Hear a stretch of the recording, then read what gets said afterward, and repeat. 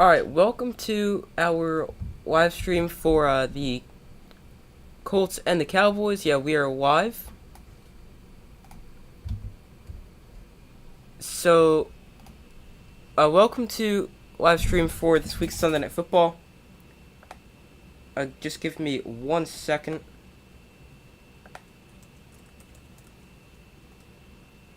Actually, we don't need this quite yet, so give me 1 second.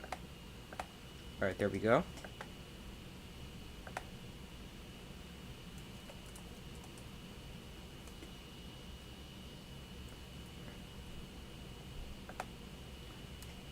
Alright, so I'm going to pull up the comments. You guys let me know who you guys have winning. And I'm also going to put out a poll.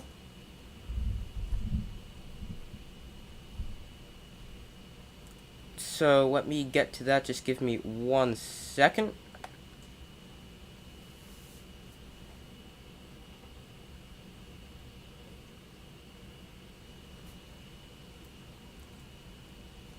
Alright, so let's see. Alright, give me 1 second.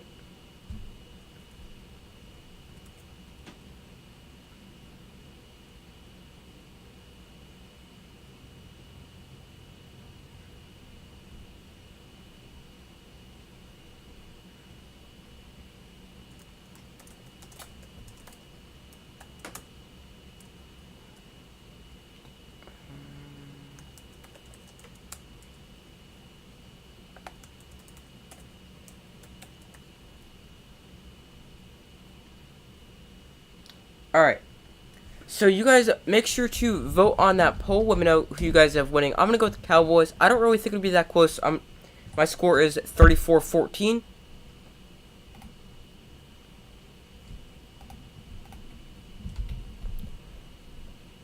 Go Hawks. Yeah, go Giants. Saw the Seahawks got the win over the Rams. If only the Giants didn't tie. Ties, they're really annoying to me. But, I mean, it's better than a loss. Ties are just so annoying to me.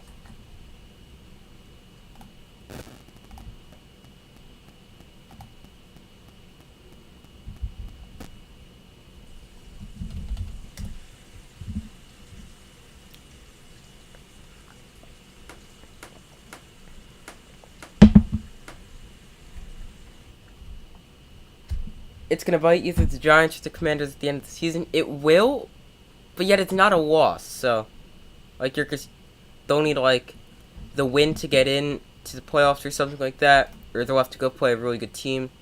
I could definitely understand that.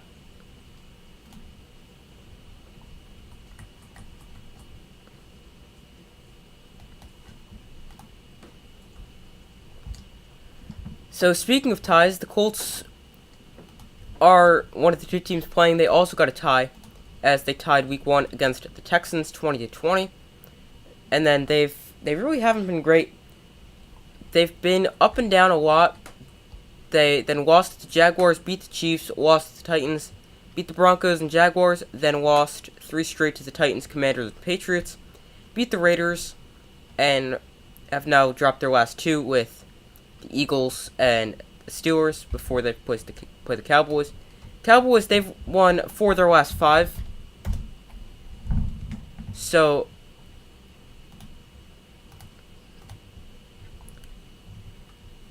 they are 8-3 on the season. They started off the season with a loss against the Buccaneers, then won 4 straight against the Bengals, Giants, Commanders, and Rams. Lost to the Eagles, beat the Lions and Bears, lost to the Packers in overtime, and then beat the Vikings and Giants.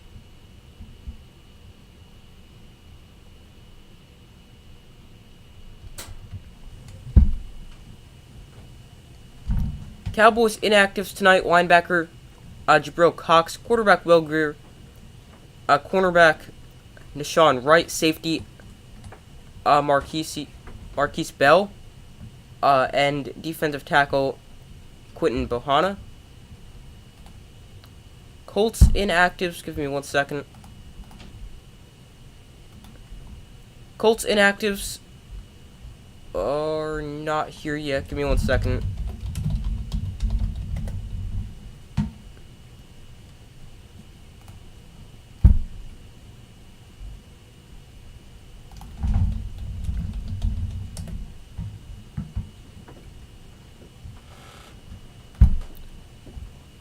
Colts inactives.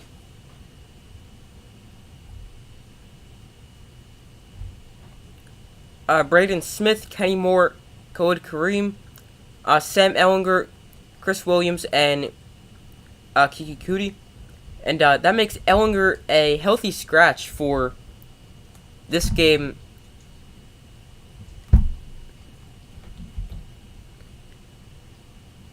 And that makes... So Ellinger, who started earlier this season for the Colts, lost his starting job when Jeff Saturday took over, and now he's not even active for this game, as he is a healthy scratch. Nick Foles is the backup to Matt Ryan tonight.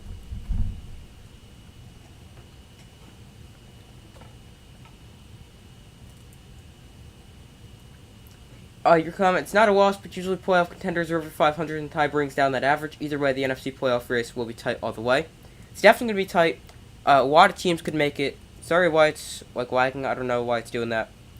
But it's definitely going to be tight because you look at the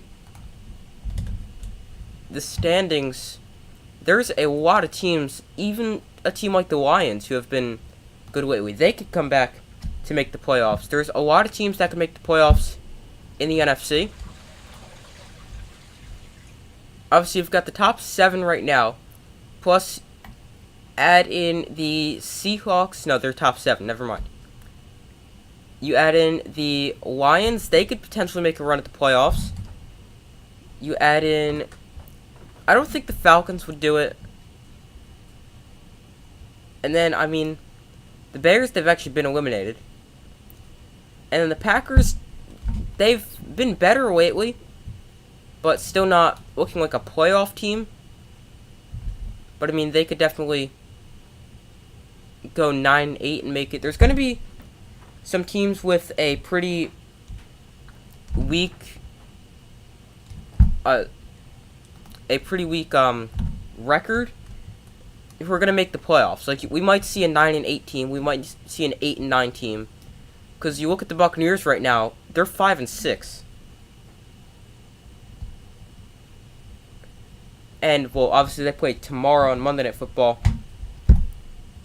which is why they're not either 5-7 or 6-6, because you look at the other teams, they've all played 12, or no, never mind.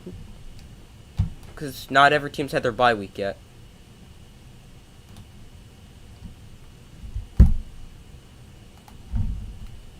But yeah, it's going to be very tight. Especially when you look at seeding. It's going to be very interesting there.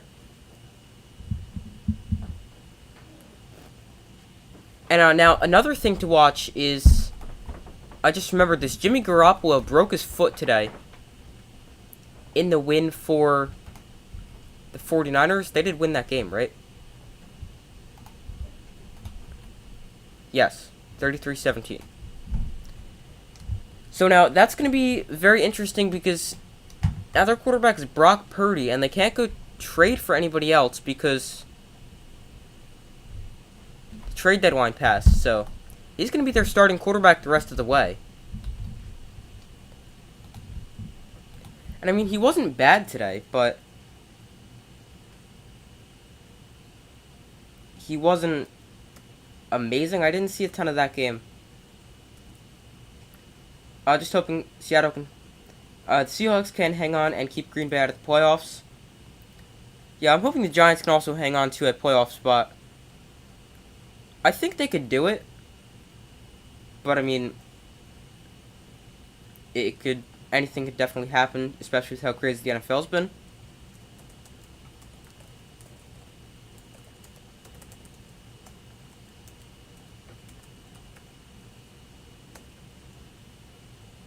Just pulling up the rosters for each side. Give me 1 second.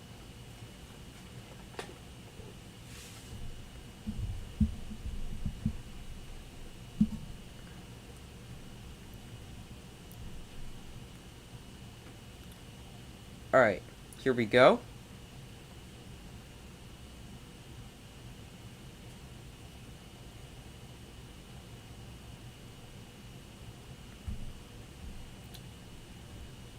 Alright, so far, Everyone in the poll said the Cowboys. I would agree with that. Make sure to vote on the poll if you haven't already. And I'm going to go ahead and put up the scoreboard as the game's set to start in about a minute. Or in approximately a minute. Probably a little bit more than that.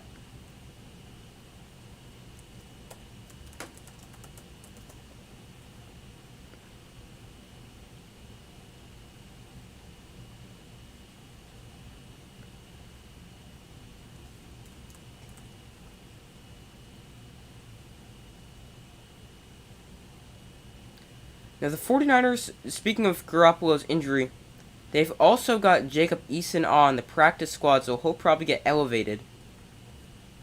Because the Garoppolo injury leaves only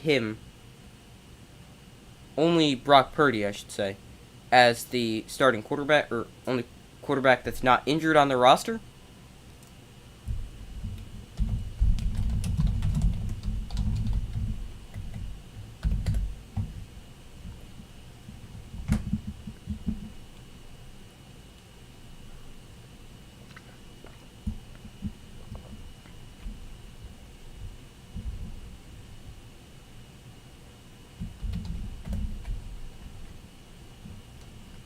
Alright, so you guys make sure to vote on that poll. Game's set to start in a little bit.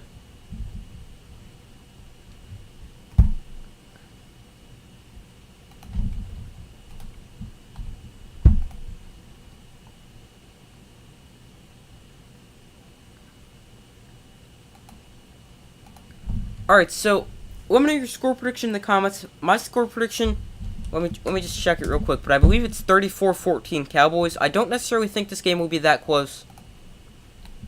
I think the Cowboys, they've been really good so far. The Colts have been extremely up and down.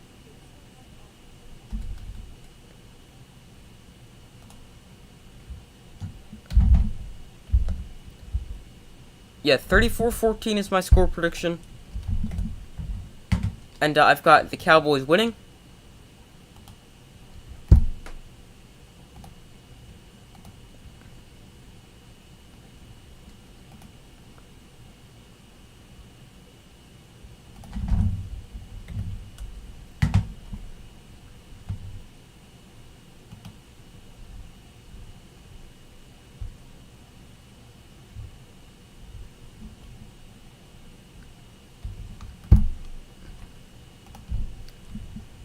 Alright, so Cowboys 8-3. Second place in the NFC East. Colts also second place in their division. But they are 4-7-1.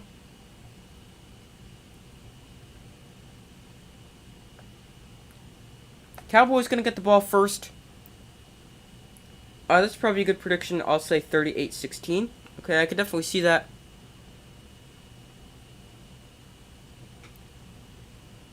So Cowboys gonna get the ball first.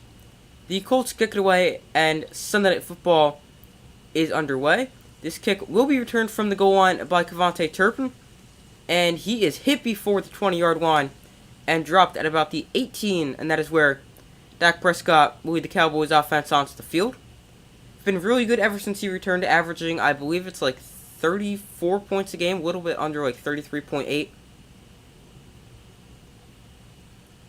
But they've been really good ever since Dak Prescott returned.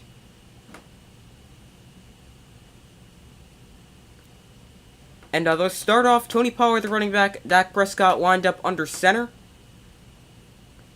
Dalton Schultz in motion. Prescott hands off to Pollard, and he is going to run into a wall at the line of scrimmage, which is the 18-yard line. And he'll go nowhere. Dak Prescott in his last 5 games, 72% completion percentage, 1,259 yards, 10 touchdowns, 5 interceptions.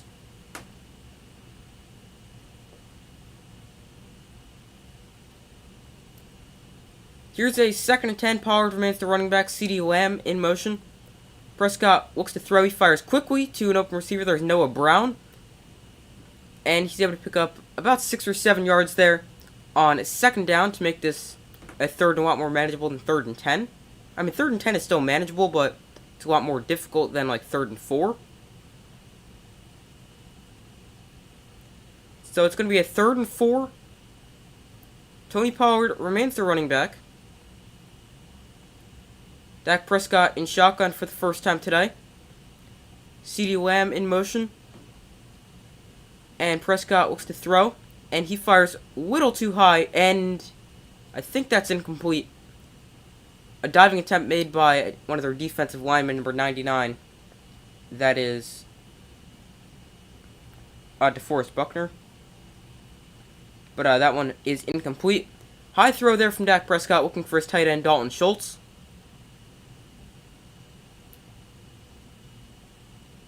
And that's incomplete. Brings up a 4th and 4, and the Cowboys will be forced to punt it away on their first possession, as they go a quick 3 and out.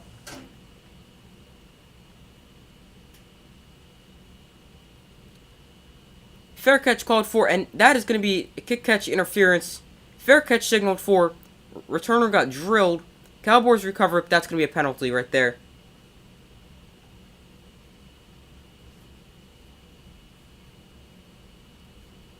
Kelvin Joseph just apparently did not see the fair catch. And he still ran into him. Definitely called for a fair catch. And that's going to be a penalty.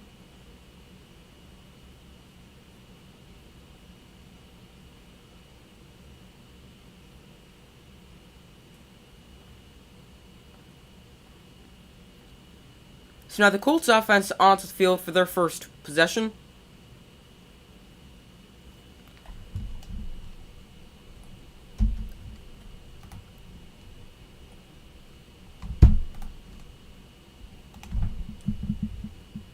Alright, so Colts with the ball here. Jonathan Taylor is the running back. He is going to be the focal point of their offense. And he gets the give here on first down. And he's able to run for about 3.5, 4 yards there on first down. By the way, line of scrimmage was about the Colts 47, so excellent starting field position there.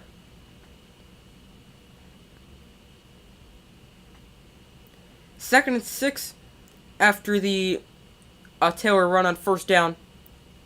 Ball now exactly at midfield. And Matt Ryan to throw for the first time. He fires quickly to an open receiver. And they're able to get a first down. The receiver was number 83. That is a tight end named Kellen Granson, sorry. Ryan hands off to Taylor, and he is able to get maybe 2 yards there. Not a whole ton of space for him to run. Matt Ryan this season, 2,642 yards, 11 touchdowns, 10 interceptions. Has not played in every game. As missed 2 games when Sam Ehlinger was the starter. Here's the give to Jonathan Taylor, and he's going to run for about 5 yards.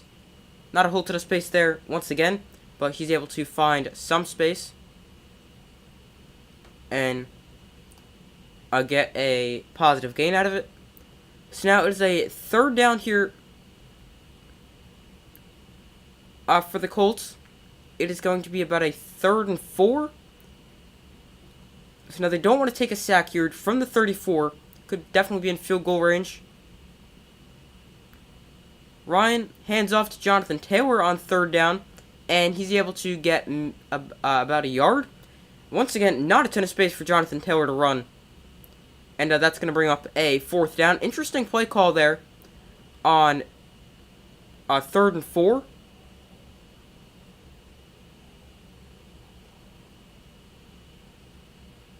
I mean, I know you do have Jonathan Taylor, who's one of the best running backs in the NFL. Just find that to be a very interesting play call, especially when you know you're going to go kick the field goal. It's going to be a 52-yard attempt for the Colts. And the kick is up, and it is drifting, but it is going to be good.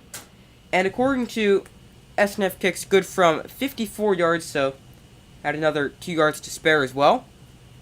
But the Colts jump on the board first, as they take the early 3-0 lead after their defense forced the 3 and out. And the offense doesn't really do a ton. They get, one first down? They go 6 plays,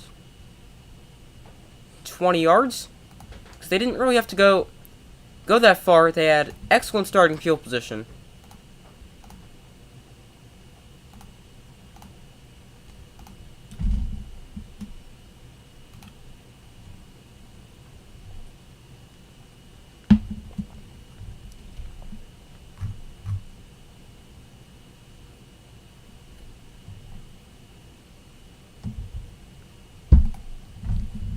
So now Cowboys gonna get the ball back, so I will switch this ball marker. They went 3 and out their first drive. They went run and then 2 quick passes before they punted. And gave the Colts good starting field position with that fair catch interference call.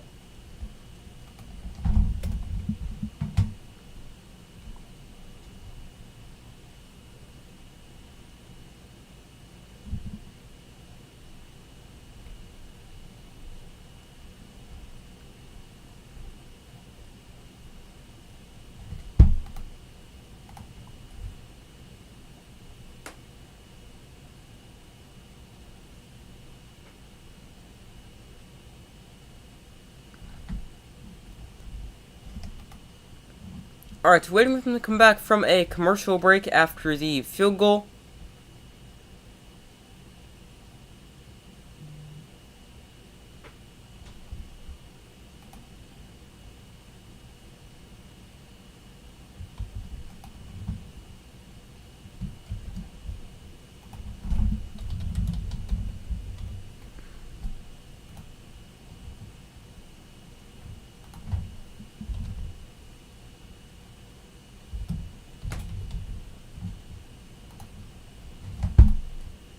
Alright, so they're back after their commercial break. Cowboys going to get the ball after surrendering a field goal on their first defensive possession.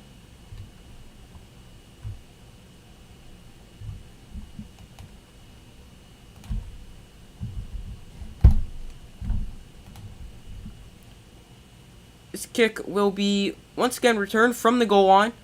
Here's Kevontae Turpin, and he's able to return it to about the 28-yard line. Good return there for the Cowboys.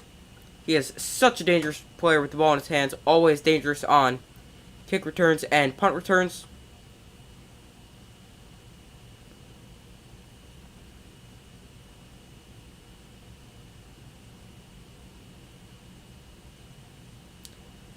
So Cowboys get the ball. This is officially spotted at the 27-yard line. Dak Prescott under center. Tony Pollard is the running back. Still have not seen Zeke yet today. And here is the give to Pollard, and he's able to run for about 3 yards. Not a ton of space there.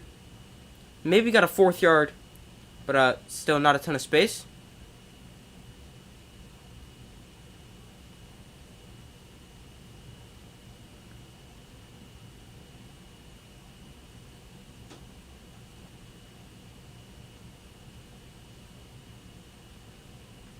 So here's a 2nd and 7 CeeDee Lamb in motion. Now Prescott looks to throw. He's going to fire to Tony Pollard out of the backfield, and he's going to get it bounce at the 40-yard line, picking up about a gain of 10 before he heads out of bounds on a little quick swing pass.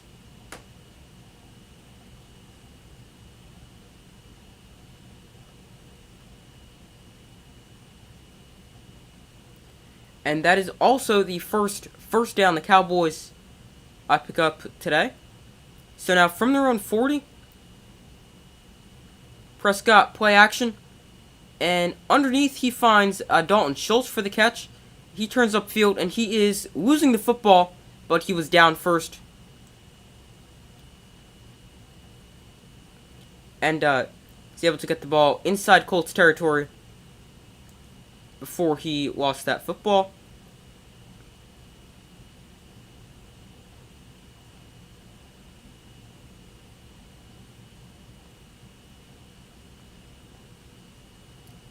Here is Tony Pollard to the outside. He shoved out of bounds after about a gain of 2.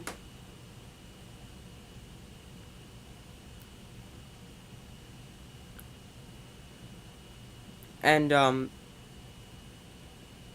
take a look at this, that's close whether that ball's coming out or not. But the Cowboys were able to run that play quickly, so can't go back and look at it, or change it now, I should say. You could look at it all you want, but you can't change it. Zeke enters the game for the first time today. He's the running back.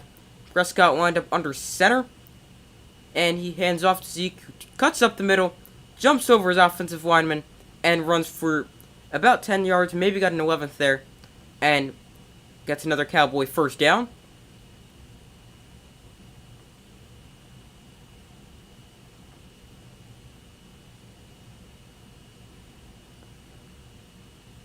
Good decision to cut back up the middle there. Allowed him to pick up the first down, and maybe even would have gotten stopped for a loss if he had continued running left. This one, another run left, and this time about a 5-yard gain by Elliott. Cowboys running the ball a lot so far on this drive.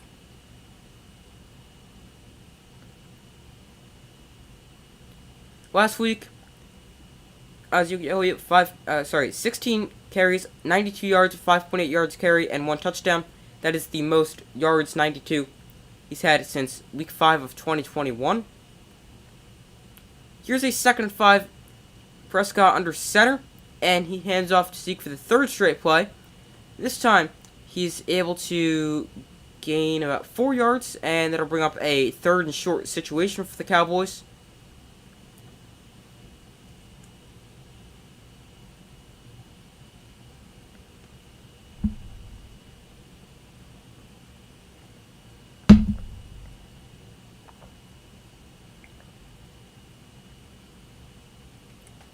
So here's a 3rd and 2.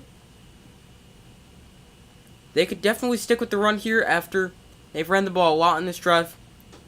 And that is exactly what they do. They go to Zeke, and he is going to be very close.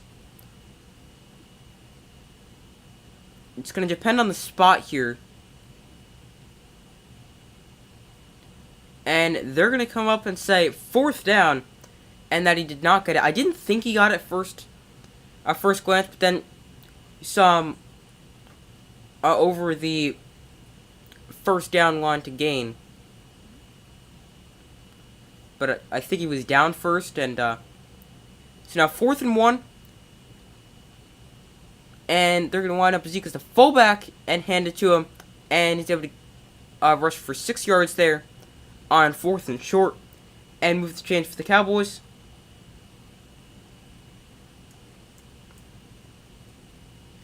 They go for it on 4th and about a foot. Maybe a little more. But, like the decision to go for it there. And, also like the creativity putting Zeke at the fullback position. And giving the ball that way. Such a good short yardage runner as well. Play action, Prescott to the end zone. Just too high looking for Dalton Schultz. And that's a incompletion to bring up 2nd and 10 here.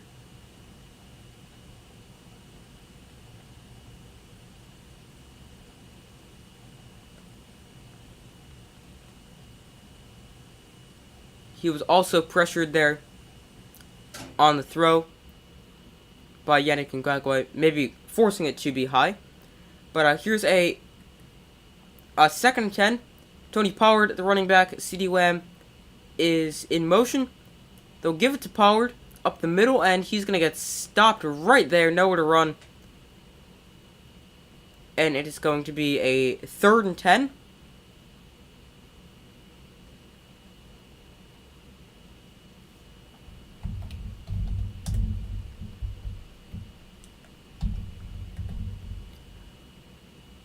So they're actually going to mark this as a 3rd and 9, but did not get much there on that last play. So here's a 3rd and long for the Cowboys. CeeDee Lamb across the formation in motion. Prescott to throw. He's going to find Lamb underneath, and good tackle there. And apparently he never was down. Was he down? They're going to say no, and a Cowboy touchdown. Apparently, he was never tackled down. And he was just able to pop back up and score a touchdown. Let's see this again. Underneath. No, he landed on the defender. Excellent awareness there by CeeDee Lamb to get up and go score a touchdown. But the Cowboys got on the board.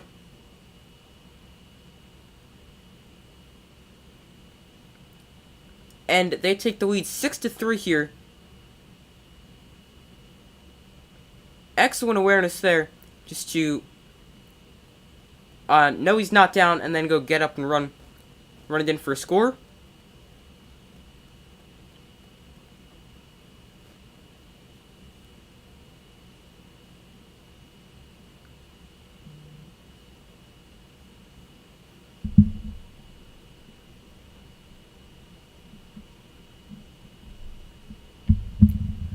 So a 6-3 after the touchdown by CeeDee Lamb. Extra point is good to make it a 7-3 Cowboys lead on a, what is this, a 21-yard touchdown catch by CeeDee Lamb. Maybe 20 yards. Let's see, this is officially marked as a 20-yard touchdown pass. Prescott to Lamb.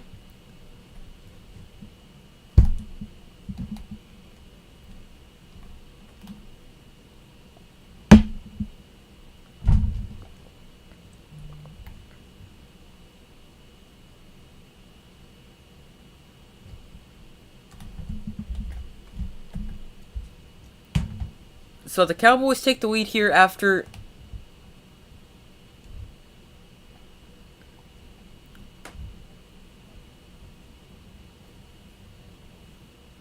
the touchdown.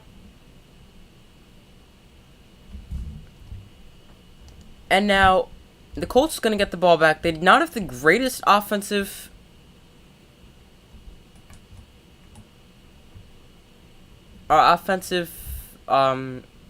showing the first time. They were able to get points, but they had excellent starting field position.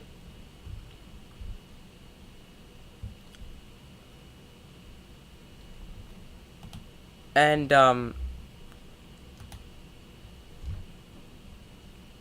they were able to get points on the board.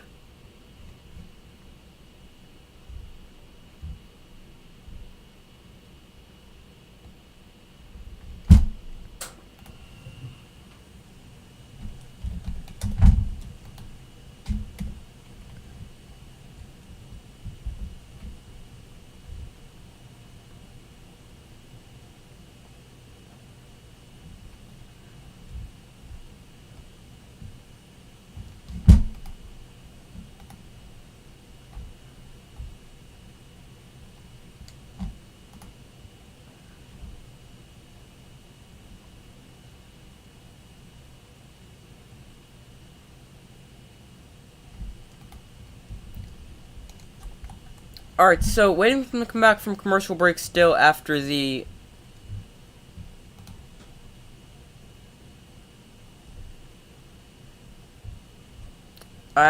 touchdown.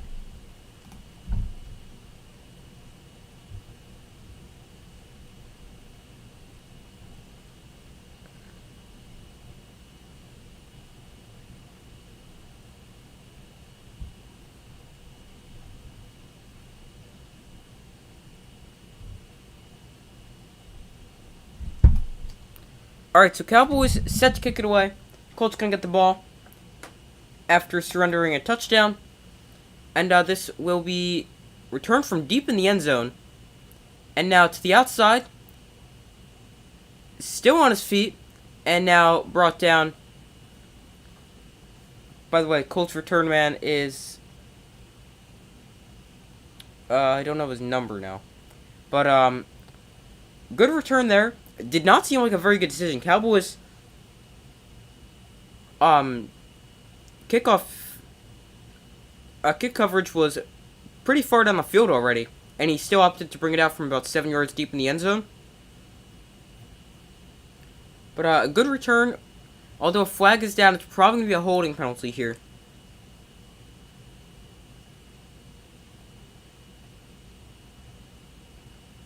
Yeah, it should probably be a holding penalty.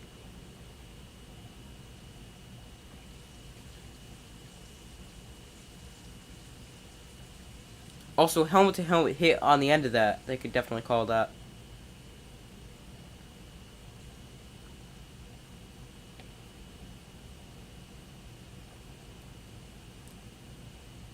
Isaiah Rodgers is the kickoff return man for the Colts. Long discussion here by the officials.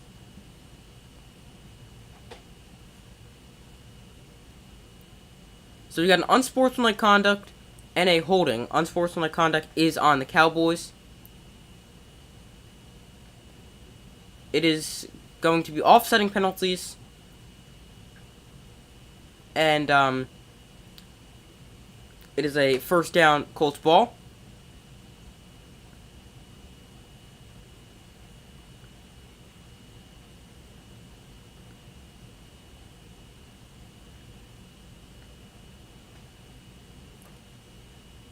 .442 left to go in the first quarter. Matt Ryan and the Colts offense back onto the field.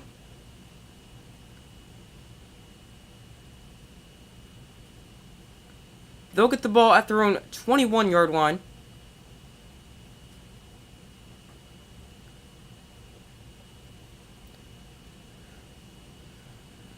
Ryan lined up under center here. And he's going to hand off to Jonathan Taylor. Taylor breaks it outside. And now looks for a cutback lane. He's shoved it bounds after about a gain of 5. Once again, not a whole ton of space to run for Jonathan Taylor.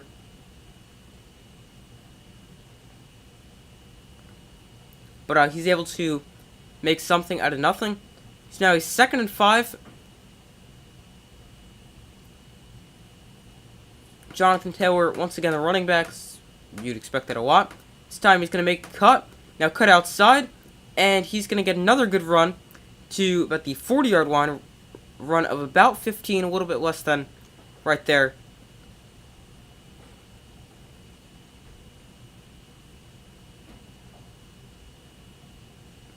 There's a good run by Jonathan Taylor there. He's now got 6 carries for 30 yards. Here's Ryan. He looks to throw. He's going to take a deep shot down the field, looking for Alec Pierce, and it's caught inside the 20-yard line. Alec Pierce out of bounds at the 15. The rookie out of Cincinnati with a big play there for the Colts offense.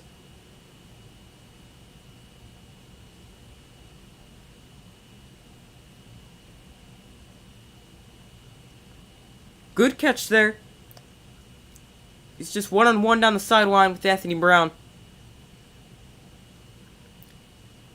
And now here is the gift to Jonathan Taylor. He's able to get a yard. Not a whole ton of space on that one. But that play, the big play to Alec Pierce, officially marked as 45 yards.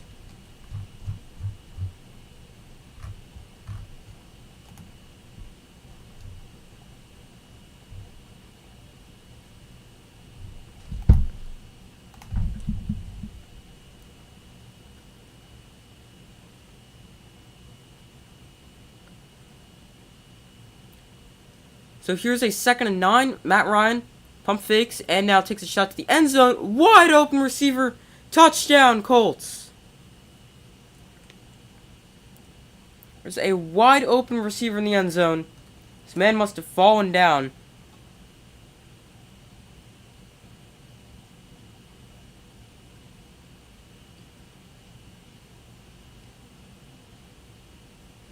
Nope, man did not fall down. He was working against Trayvon Diggs. He just went inside for some reason. Oh, I guess on the pump fake. And it's going to be a touchdown throw to Ashton Dolan. Hopefully I said his name correctly. And the extra point for the Colts is up and good. And they regain the lead. Still a 3-point lead for the Colts. Or they regain a 3-point lead after they put together a good drive this time. Really helped out by that big play down the field to Alec Pierce of 45 yards.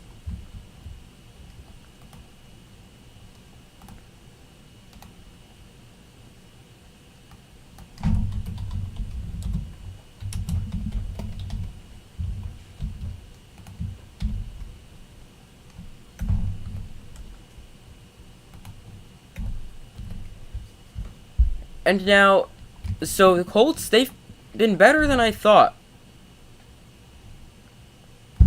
They've been...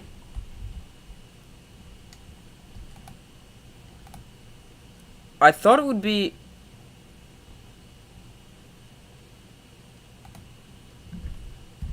not even this close, even this early in the game. But,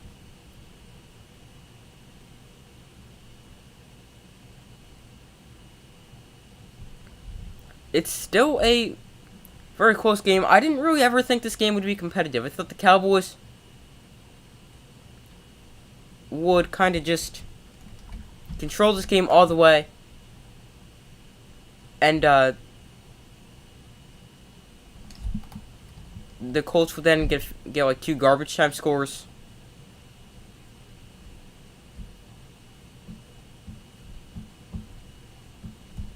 But, they've looked pretty good so far, especially that drive. They did not go 20 yards. They went full 79 yards on that play.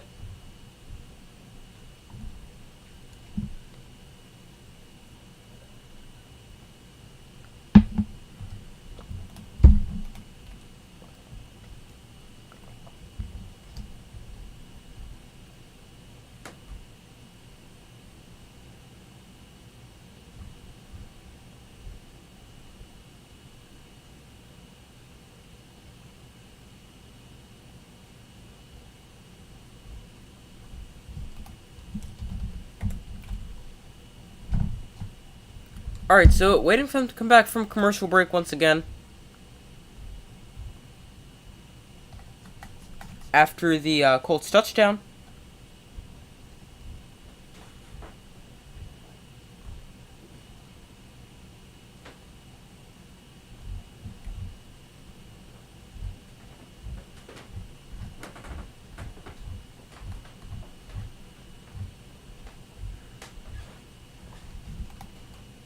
Alright, so they're back from the commercial break. Kick is away. Kevontae Turpin from a few yards deep in his end zone is tripped up at the 15. Excellent job on special teams there by the Colts. And they give the Cowboys not ideal starting field position at their own 15-yard line.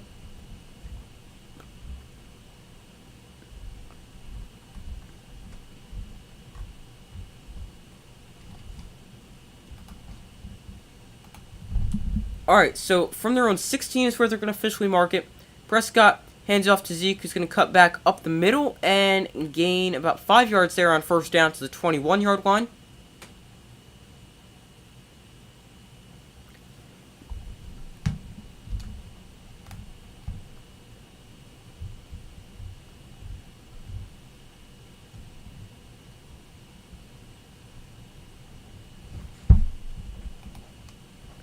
Second and 5, another give to Zeke. He's able to run for 4 yards here and make this a 3rd and 1. He gets the ball to the 25-yard line. I've got to get to the 26 for a first down.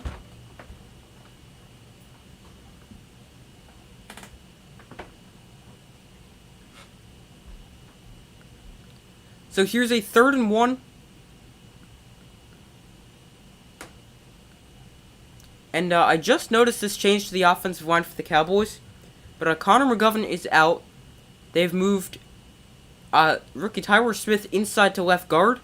And they've put Jason Peters at left tackle. Here's Prescott. Quick throw to Noah Brown. And he's able to pick up a first down for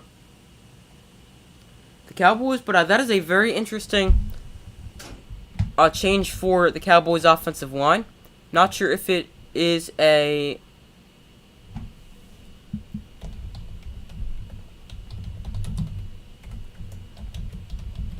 it's an injury or not.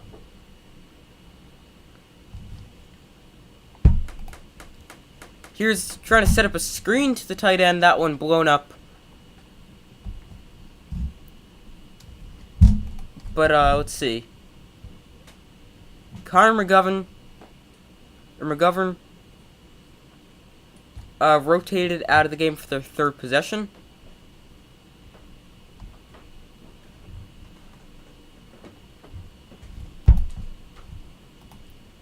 So I'm not sure if it's don't think it's an injury, just it seems like he's rotated out.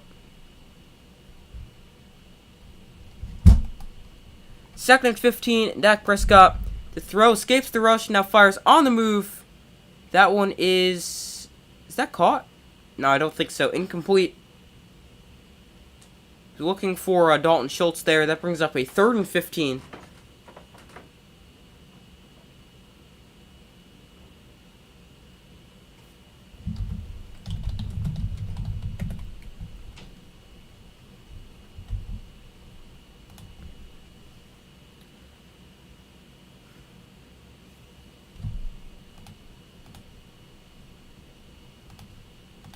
So here's a 3rd and long for the Cowboys from their own 29. Here is Prescott to throw. And he's going to dump it off to Zeke out of the backfield. He's got a lot of running to do if he wants to pick up that first down. He's going to be tackled short at the 40. But he is able to get it closer to the first down marker. But still going to be about 4 yards short. That's also the end of the first quarter. Colts actually lead this one 10-7. At the end of quarter number 1.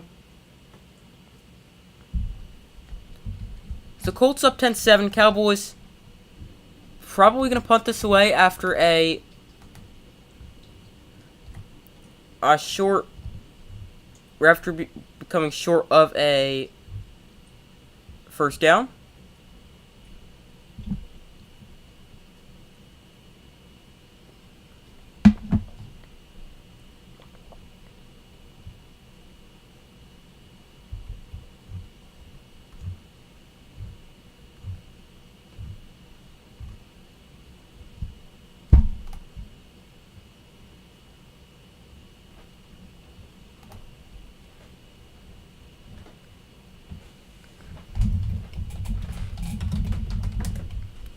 Hold on, just give me 1 second. I might have said something wrong before. I just want to check.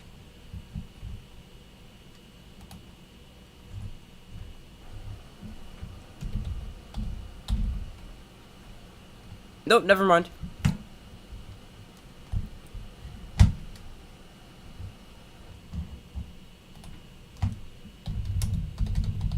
I was actually not incorrect. I thought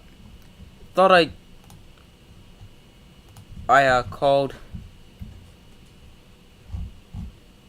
somebody the wrong person. I thought I said it's Connor McGovern on the Cowboys. I thought I said somebody else.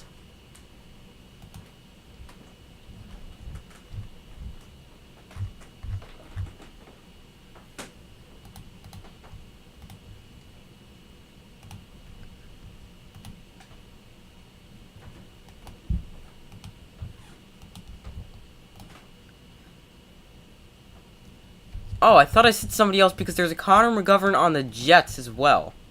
Wait, is there 2 Connor McGoverns?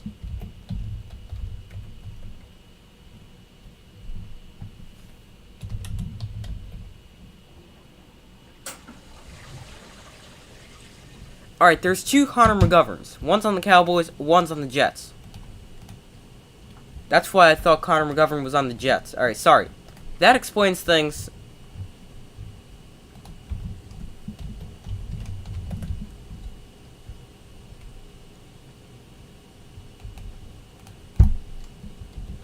So, sorry about the confusion there. I did not realize there was also a Connor McGovern on the Jets. He's their center. Whereas Connor McGovern for the Cowboys is their left guard.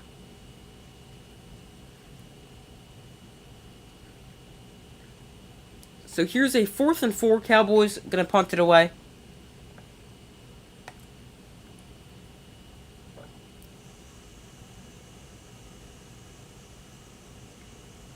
And the punt is away. Fair catch. Nope, no fair catch, as this one's going to bounce into the end zone. I thought I saw a fair catch. But that one bounces to the end zone for a touchback.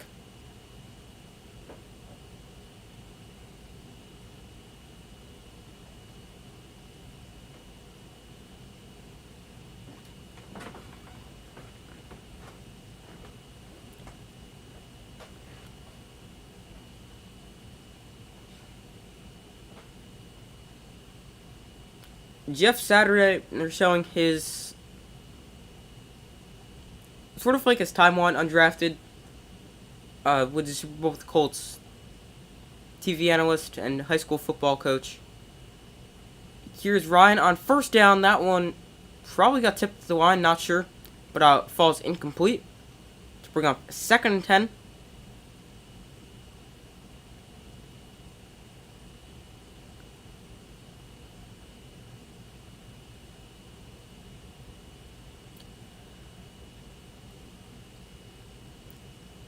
So now, here's a 2nd and 10 for the Colts after the incompletion on first down. We had this one 10-7 with 14:48 to go in the second quarter. Matt Ryan is going to hand off to Jonathan Taylor up the middle, and Taylor is able to gain 5 yards there on the 2nd down play to make this a 3rd and medium.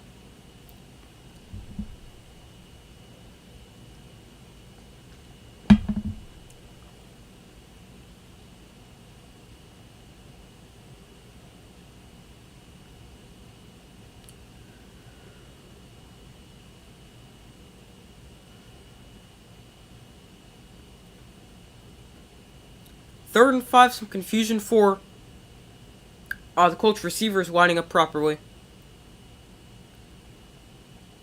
Here's a 3rd and 5.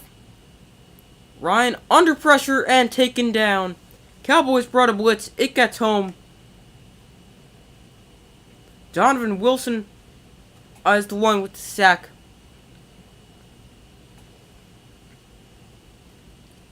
And Matt Ryan goes down. Cowboys lead the NFL in times they've sacked the opposing quarterback. There's another.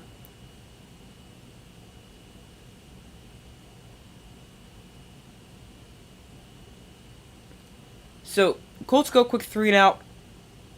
And they'll be forced to punt it away.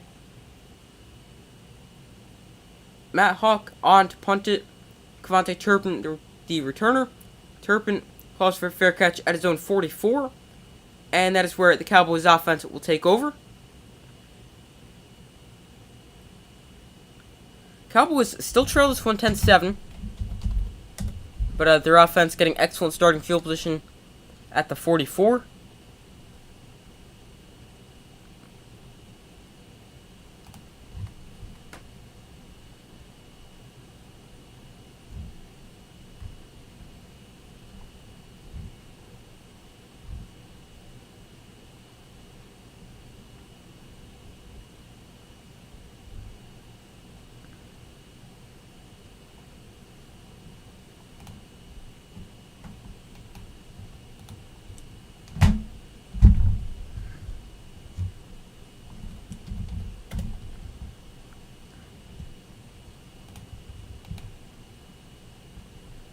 Make sure to vote in the poll if you haven't already. As so far everyone has said the Cowboys, I would still agree with the Cowboys. As I mean, they're down by 3.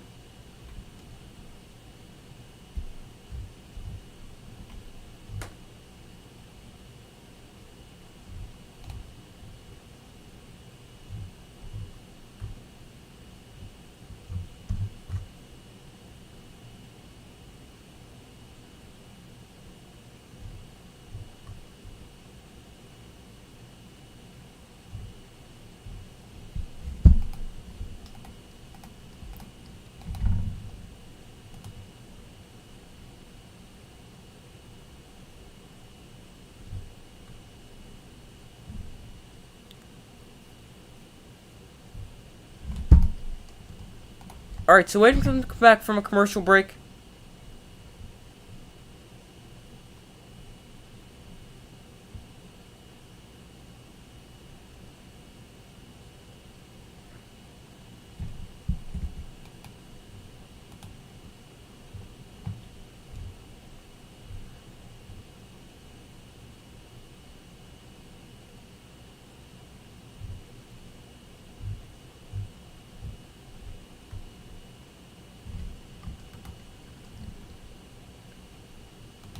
Alright, so they're back from a commercial break. Colts, we just won 10-7. Cowboys with the ball after forcing a quick 3-and-out from the Colts offense.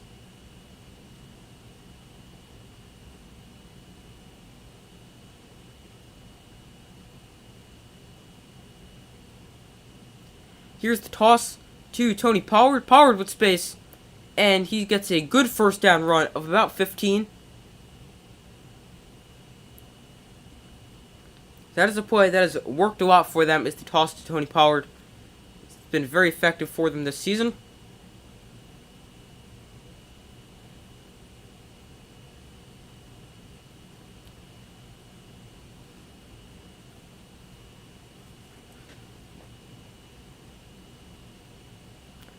So, 1st and 10, now inside Colts territory at the 39. Here's the give to Pollard up the middle this time, and he runs for about 4. Not a whole ton of space there.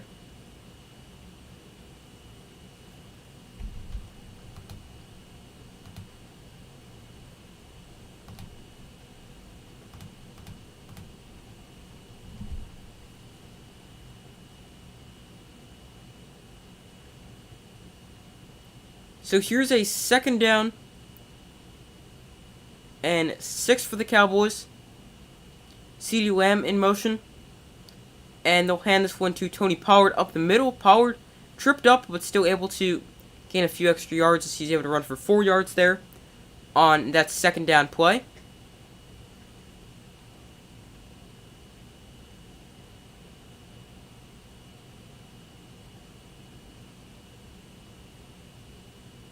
By the way, Connor McGovern now back in there for the Cowboys.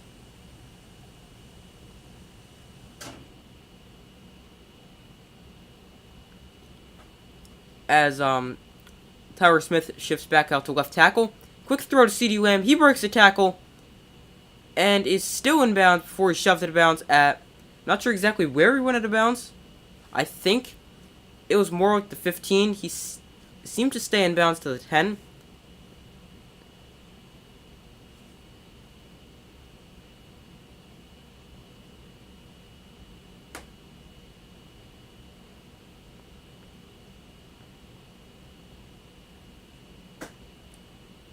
So CeeDee Lamb, 2 catches, 42 yards tonight. They're going to mark him out of bounds at the 9. So that's where they got the ball right now. Tony Pollard, the running back. Here's a quick throw. And Michael Gallup going to be tackled down at the 2-yard line. As that was a very quick throw to the outside. Cowboys, through 12 weeks, have scored on 82% of their goal-to-go drives, which is the 2nd highest percentage in the NFL.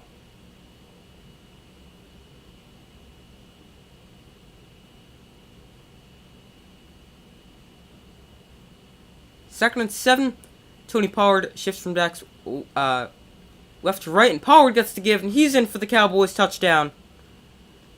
Cowboys retake the lead, as it is now a 13-10 ball game after Tony Pollard runs it in from 2 yards out. 6 plays, 56 yards for the Cowboys, and they're able to regain the lead.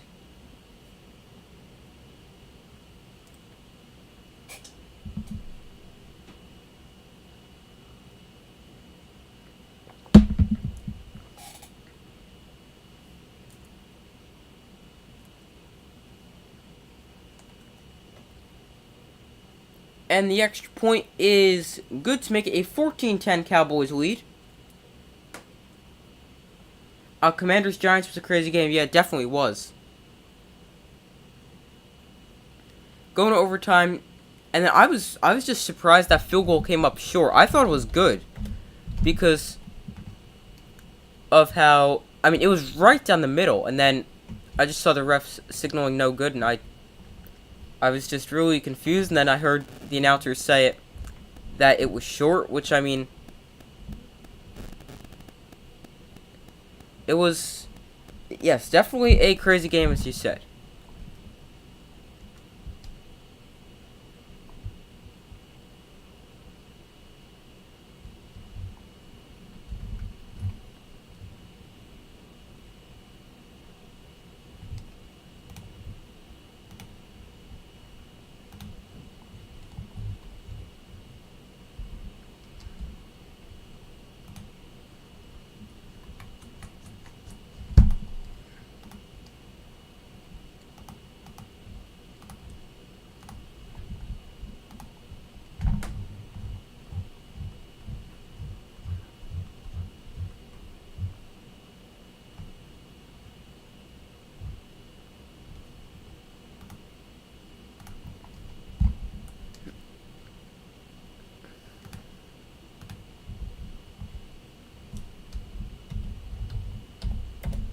Alright, so now the Colts can get the ball, so I will switch this ball marker. Here's some good news. You guys tied Washington, whereas Washington beat Philadelphia. That's one way to look at it. I mean, the Eagles next week is not going to be an easy game. So, it's not going to be easy. But, I mean, it's possible. I feel like they could definitely beat the Eagles if it's...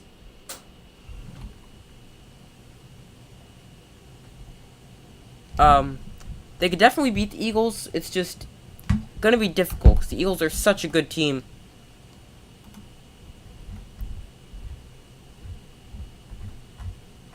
So, it's... I've said this like a trillion times, but it's not going to be easy, but I feel like they could do it. They just...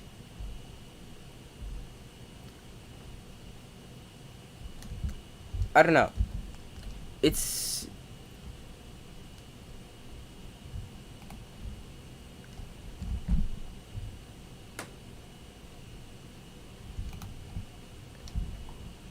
Alright, but back on the topic of this game, here's the kick return.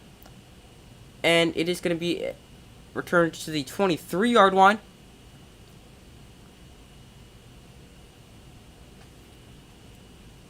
So the Colts with the ball now. Colts quarterback situation, they've had several different starters. Andrew Luck, Jacoby Brissett, Phillip Rivers, Carson Wentz, and now Matt Ryan. Sam Ehlinger's also started a few games. And those are all starters since 2018. So a lot of starting quarterbacks for the Colts still have not found their franchise guy. They just draft a quarterback.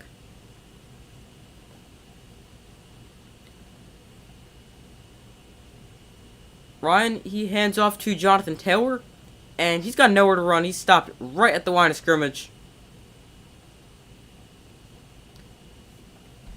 And now for the Colts, they could be in a position to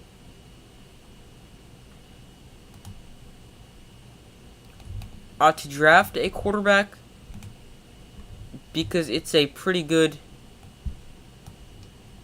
quarterback class.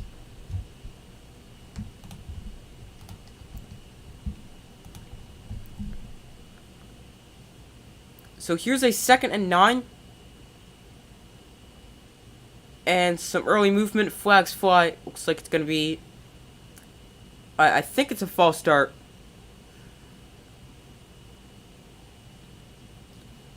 But, it could definitely be defensive. Jumping off sides as well. I think it's a false start, though.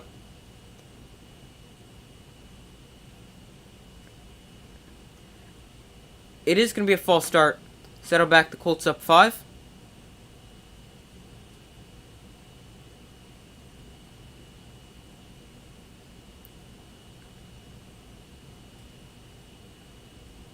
I don't understand the hype over the Eagles.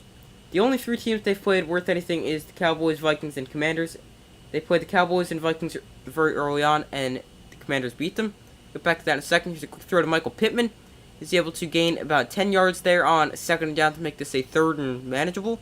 third and about 3 or 4.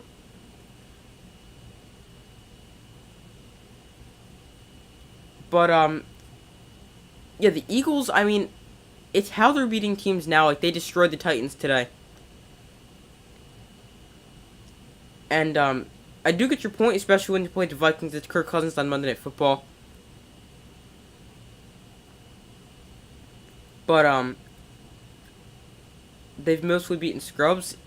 They have, but I mean, I feel like the other good teams. Here's a quick throw for a first down.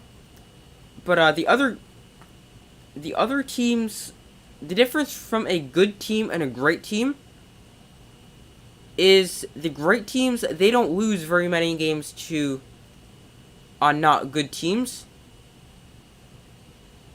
Whereas the good teams, if they play 10 games against bad opponents, they might drop 2 or 3 of those. Maybe even more.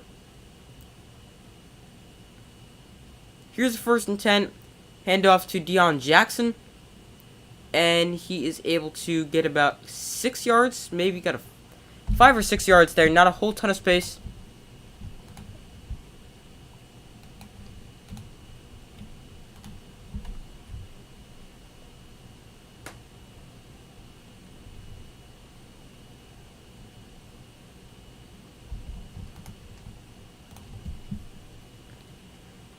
But yeah, the Eagles, I mean, they could definitely be overrated at times, but I mean, I feel like they're definitely one of the best teams in the NFL, if not the best.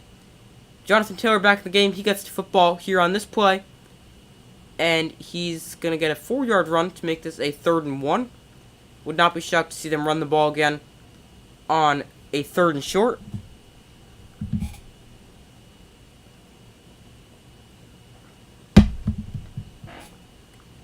Colts moving quickly. Matt Ryan wind up under center.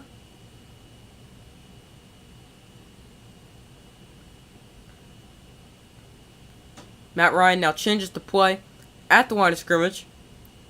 3rd and 1. And he's going to hand off to Jonathan Taylor running left. Taylor is able to get the 1st down.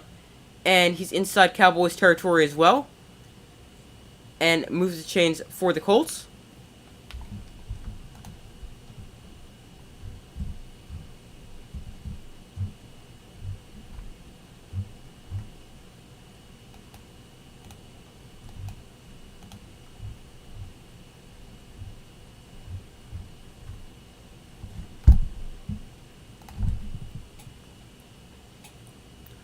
Alright, so from inside Cowboys territory at the 48, Colts with the 1st down.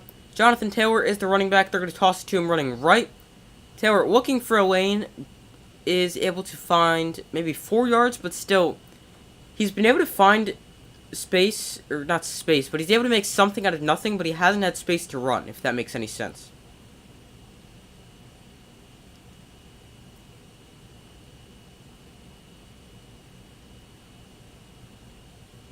Jonathan Taylor, 161 rushing yards in week 1, then 60 rushing yards a game in his next 5, and then he's back to averaging over 100 rushing yards a game. Here's a 2nd and 5 for the Colts. Taylor at the running back. Play action, Matt Ryan. Under pressure, he is just going to throw this one away. I've given up on the Bucs. Tom Brady has no help. The receivers can't catch, and the rest can't stay healthy. Definitely true. They play the Saints tomorrow on Monday Night Football. But it's definitely a interesting division. They're probably going to make the playoffs just because how bad the division is they play in. But they're such a weird team.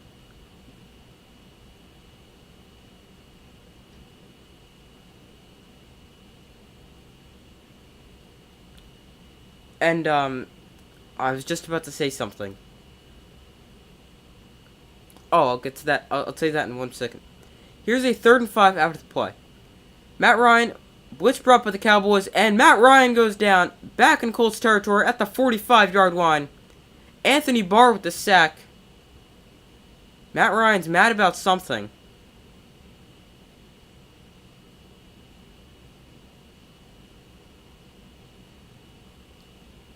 He was screaming at the ref.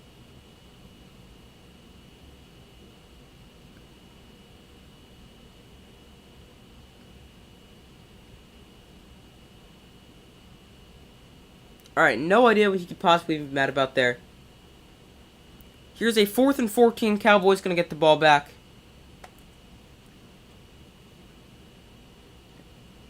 And the Colts punt it away. Cavante Turpin back deep to receive for the Cowboys.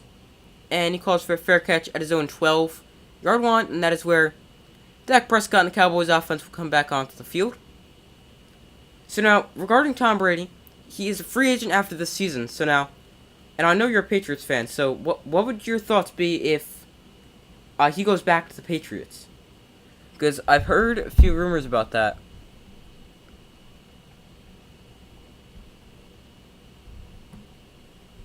What would your thoughts be if Brady returns to the Patriots?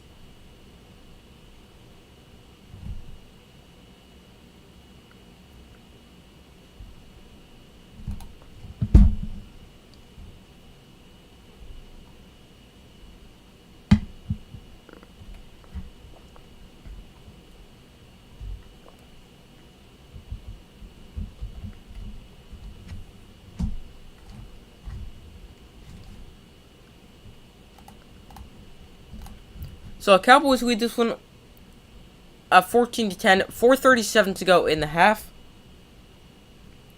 Godwin had a great game last week, but they lost like 5 defensive players. Yeah, the Buccaneers definitely with a lot of injury struggles.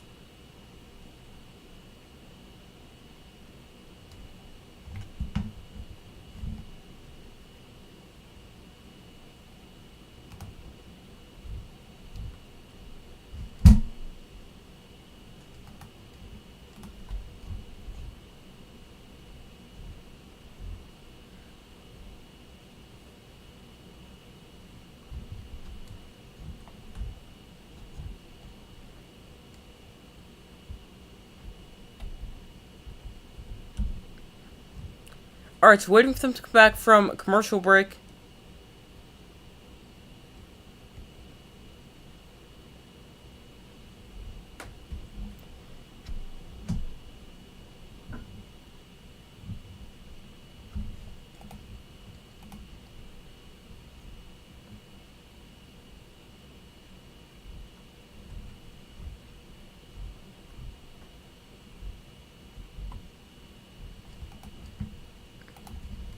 The only time Tom Brady will sign with the Patriots, the only time Tom Brady will sign with the Patriots while Belichick is there is to retire a Patriot. So you don't think he would go play a season with the Patriots?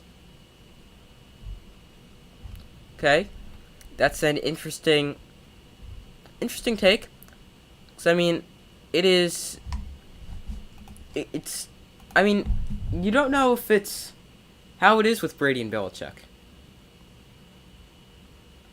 That pass, by the way, should have been intercepted by Stephon Gilmore, but it falls incomplete. Here's a 2nd and 10 from the 12. Dak Prescott under center. CeeDee Lamb in motion. It's a jet sweep to CeeDee Lamb, and he looks for a cutback lane. He finds one. And he's able to run for a Cowboys. It's going to be marked down just short of a Cowboys first down.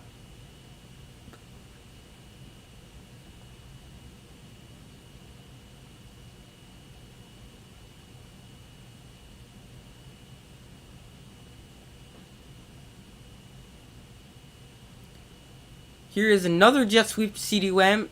He's able to get the edge and turn up field before he's taken down, this time getting a Cowboys first down.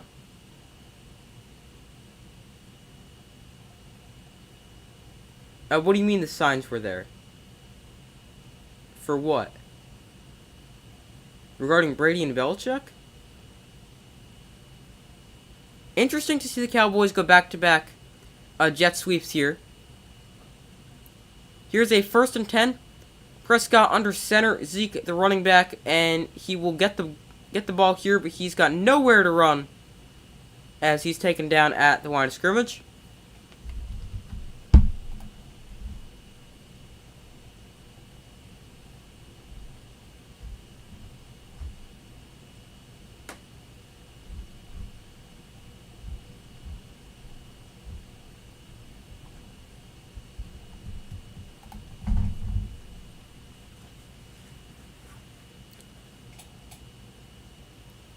Here's 2nd and 10. Prescott protected well. He fires just too high for CeeDee Lamb.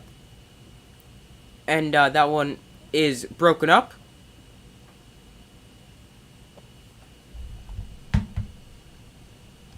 That is the 2nd or 3rd high throw.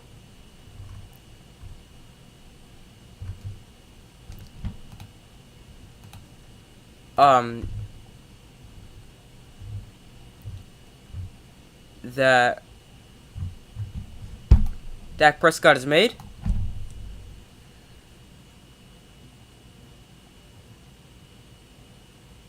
Here's Prescott, and that is intercepted. Stephon Gilmore didn't drop this one. Now on the return, got blockers in front, and he's down at the 19 of the Cowboys, 19-yard line at the Cowboys. Colts defense comes up with the takeaway. Stephon Gilmore didn't drop this one. The glimpse of them interacting on the sideline, Belichick trying to get rid of him over Jimmy G, and how they talked about each other during interviews after games. Yeah, definitely. Definitely true there.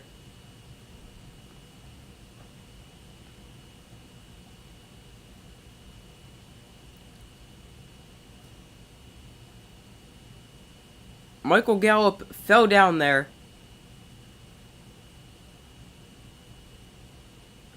And that allows Stephon Gilmore to get the interception. 2:44 to go in the half. From the 19, the Colts give it to Jonathan Taylor.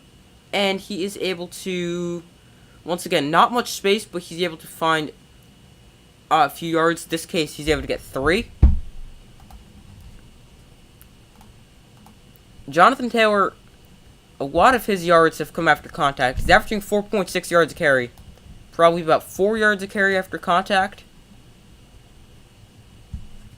Dak Prescott's 7th interception of the season, which ties his career high through 7 games. Here's a 2nd and 7.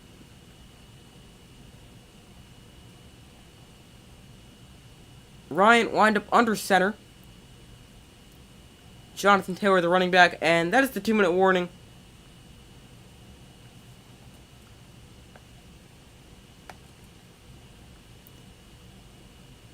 So Colts with the ball inside the red zone after the interception. But that is the 2-minute warning, as there's 2 minutes to go in the first half. For the Colts, you probably try to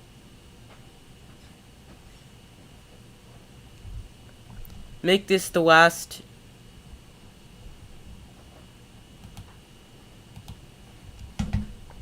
drive of the half, run the ball, stuff like that.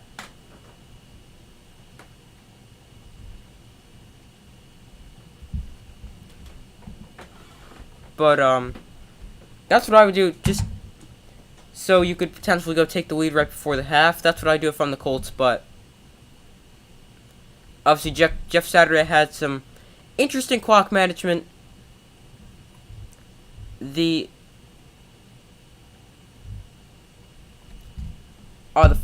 last week, and it is going to be interesting to see how he manages the clock this time.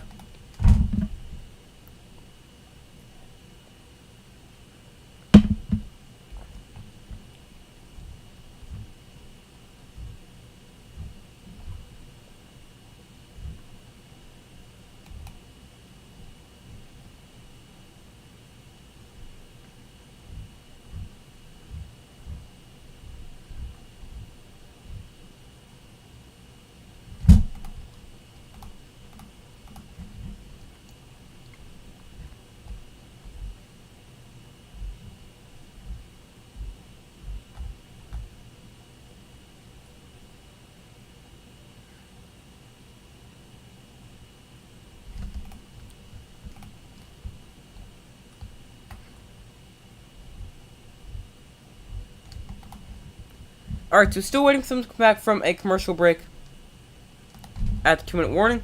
I truly don't believe we'll go back and play as long as Belichick is there. I've been hearing rumors that Belichick may retire after the season. So now that is something I've not heard. I've not heard that Belichick might retire. But But that is definitely something interesting. And also, since Tom Brady left, Bill Belichick is 23-23. So that is interesting because Patriots, they're sort of a weird team.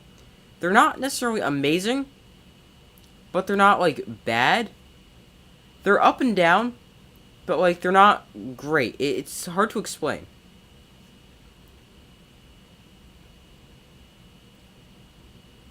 Here's a 2nd and 7 at the Cowboys' 16-yard line for the Colts. Jonathan Taylor, the running back.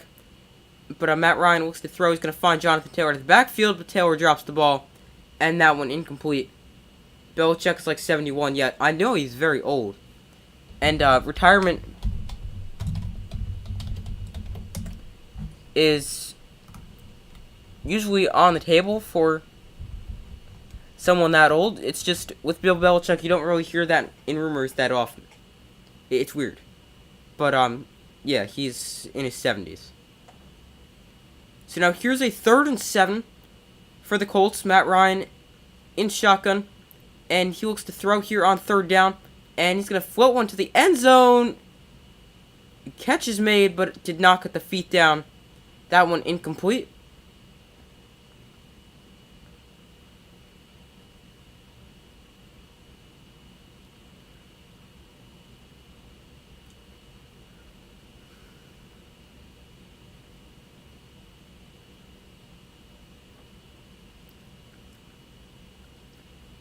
So yeah, Cowboys defense comes up with a big stop, only giving up 3 yards after the interception. Here's a 34-yard field goal attempt, and that is a low, wobbly kick. But it's good. That was a very weird field goal.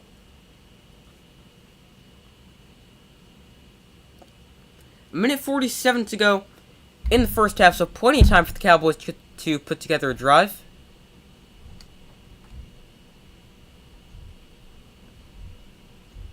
But, I don't know. I feel like I probably would have ran that on...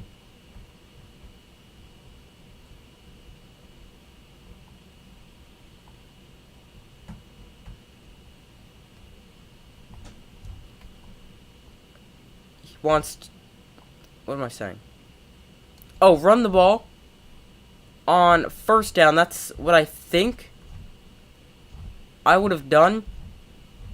I mean, I know they're just trying to go with a little quick swing pass, but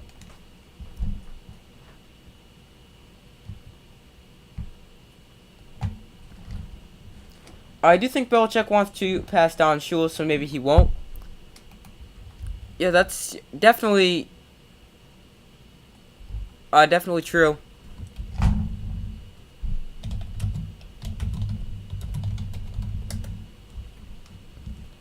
Because Belichick needs another 20 wins. So that would be, what, like 2 seasons? So you can have a 10-win season each time.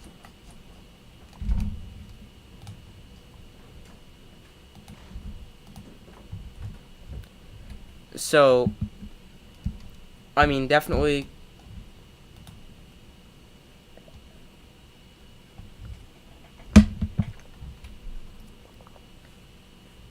definitely you could see him...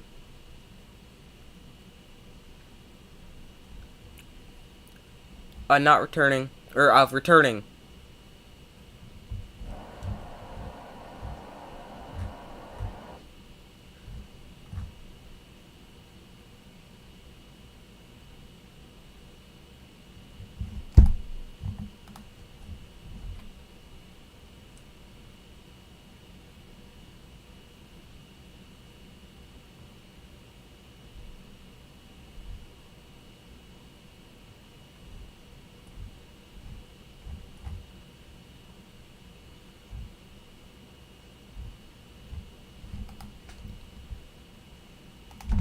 Alright, so a Cowboy is going to get the ball, so let me move the ball marker from the Colts to the Cowboys. But they're leading now 1 point after the field goal, but a good job by their defense to just give up a field goal and to not give up a touchdown. This one is a touchback as it bounces over the head of Cavante Turpin.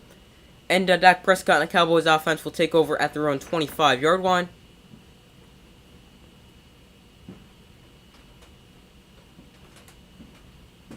And that field goal was partially blocked by Dorrance Armstrong, which is why it was such a weird wobbly kick that just got in there. But it was good.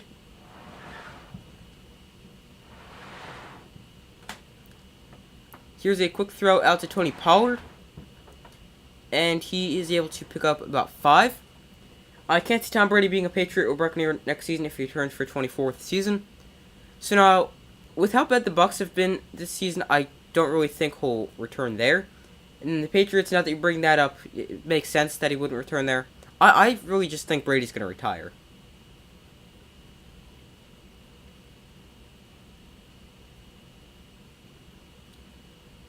Here's a 2nd and 5. Prescott to throw. Pump fakes. Now he's going to take a deep shot down the field. Looking for Michael Gallup. That one incomplete. Just overthrew him.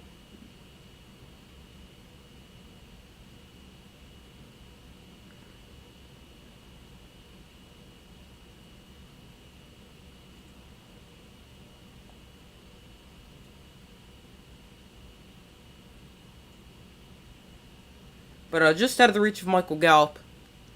And that one falls incomplete. 3rd and 5 here. 3rd down conversions tonight for the Cowboys. They're 4 of 8, averaging 5.5 yards to go. Here is Prescott. He looks to run, but he goes down for the sack. DeForest Buckner sacks Dak Prescott. And with a minute 30 to go, the Colts spend their first timeout.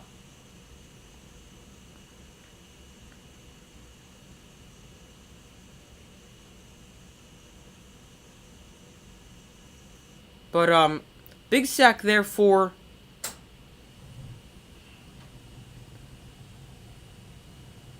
the Colts defense. They'll get the ball back. So let me move this ball marker.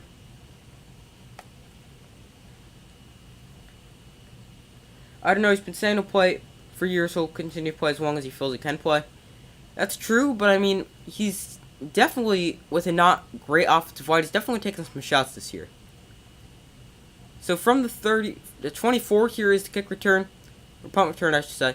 Here is a 5-yard return up to the 29, and that is where Matt Ryan and the Colts offense will take over.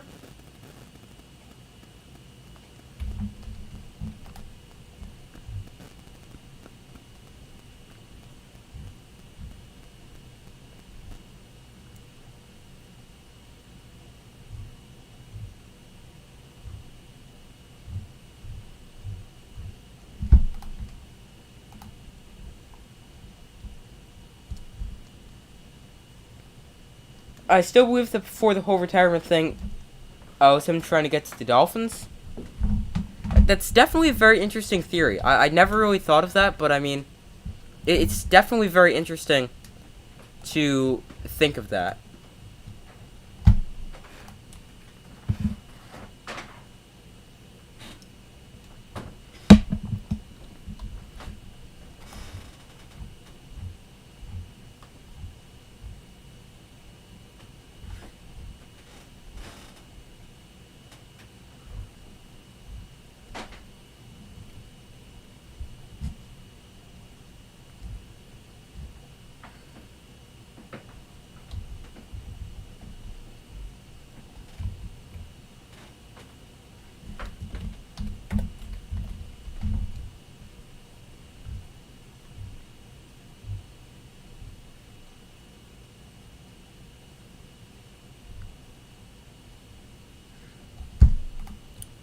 Alright, so still waiting for them to come back from a commercial break. Colts can get the ball at their own 29 with 1:19 to go in the half. 2 timeouts, Cowboys with 3. So, it is... it's definitely going to be interesting to see how they try to work this.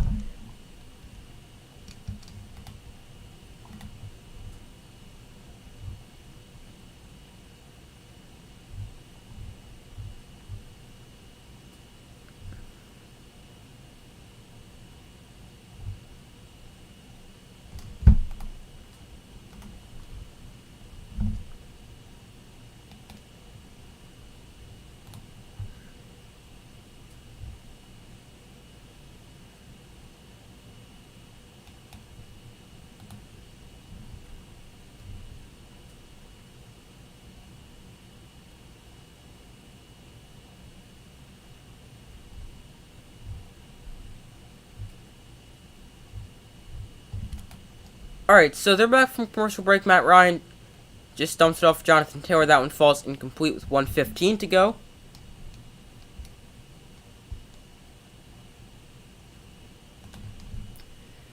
I was watching a Dolphins fan streaming the game today, and I saw a lot of Dolphin fans not happy with Tua's performance. I mean, it wasn't great.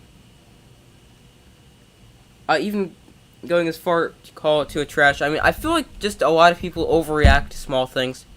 I mean, it's one bad performance against a really good defense, so it's not an amazing performance. I get it. I mean, he went what? He went 18 of 33 for 295 yards, 2 touchdowns, 2 interceptions. It's not a great performance, but it's okay. Also, he left with an injury at some point.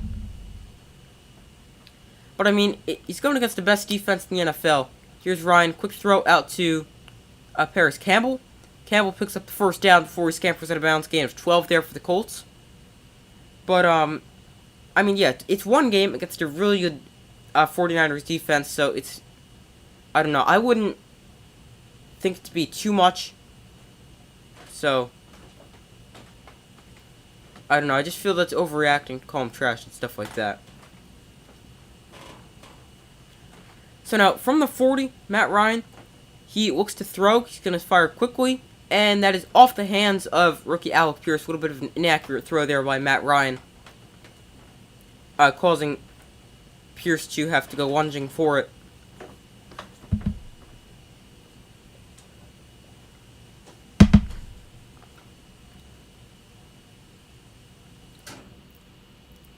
So here's a 2nd and 10, 1:03 to go in the half.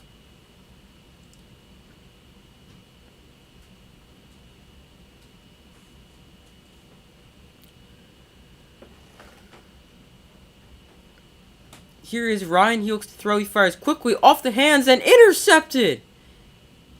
Picked off by Hooker. Now down the sideline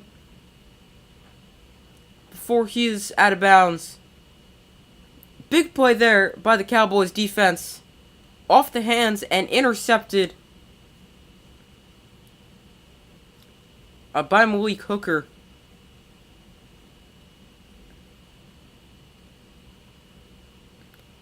He was looking for Alec Pierce.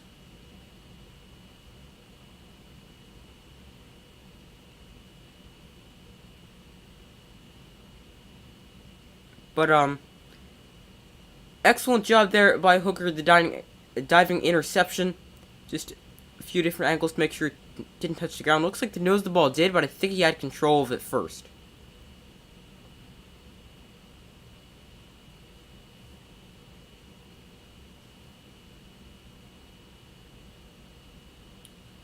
So now, that's the first turnover for the Colts today. Cowboys also with an interception. Or Colts also with an interception of Dak Prescott, I should say. Cowboys get the ball back after the interception by Malik Hooker.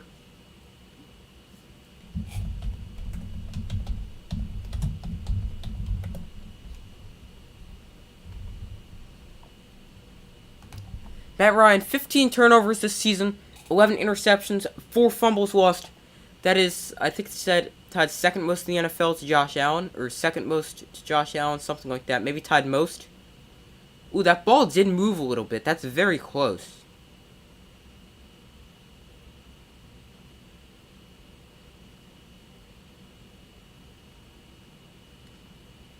That's going to be tough.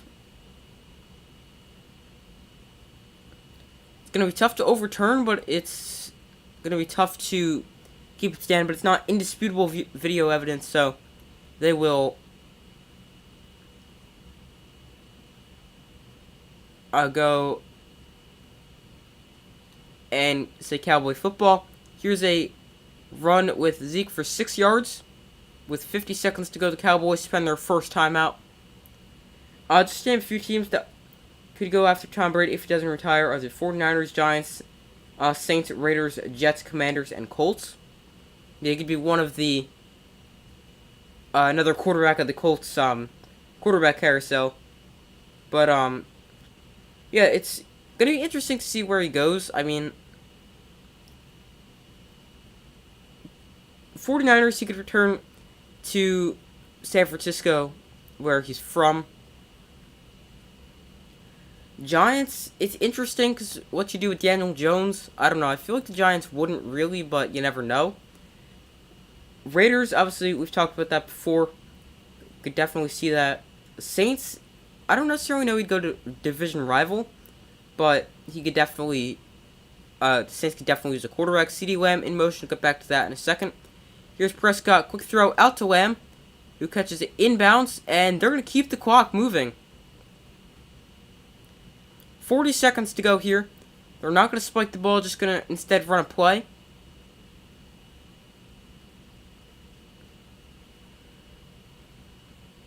Clock now down under 30 seconds. Here's Prescott to throw to the end zone. Broken up, looking for Dalton Schultz. Excellent pass breakup there by Franklin. And that one falls incomplete. And then on the Jets, yeah, they could also use a quarterback if Zach Wilson's not the guy for them. Then Commanders, once again, they could use a quarterback, and I just talked about the Colts.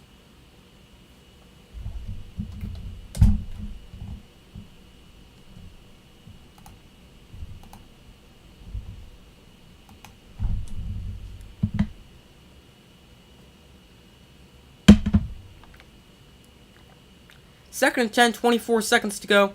The give to Zeke up the middle. That's an interesting play call. And then they spend their second timeout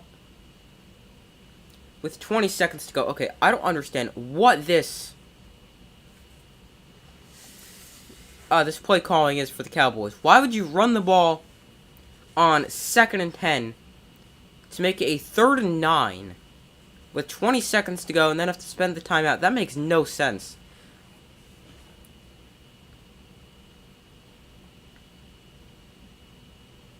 Because right there, just take a shot to the end zone. That makes no sense. But Jets fans not happy with Wilson. Yeah, that's why Mike White's playing right now. And I mean, he's playing pretty well. And Saints fans are not happy with Winston. Well, the Saints just need to figure out a quarterback. The only thing about the Saints is his division rival, which, I mean, it's hard to see him going to a division rival, but I mean, he's Tom Brady, since we do, and go wherever.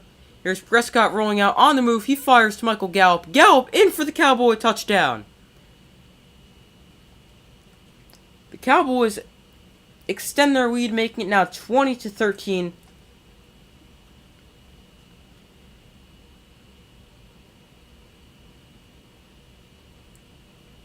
And 5 plays, 26 yards. They score off the interception. If the Giants did want Tom Brady, Daniel Jones would definitely be back up to learn from Tom Brady for a year or two. So now that's also interesting because then they bring him back to be a backup because he is he's a free agent after this year. So I don't know. I still don't understand, or kind of, I don't even know what I want them to do with Daniel Jones. It's weird. I mean, he's been good this year. He hasn't been great. He's done what they need him to do. I'm all for giving him another opportunity with a good coach like Brian Daboll, but it is definitely going to be interesting to see. I could also see them maybe sticking with Daniel Jones but drafting a quarterback in like round 2 or 3. That would be interesting. But I don't know. It's definitely an interesting conversation about what you do if you're the Giants.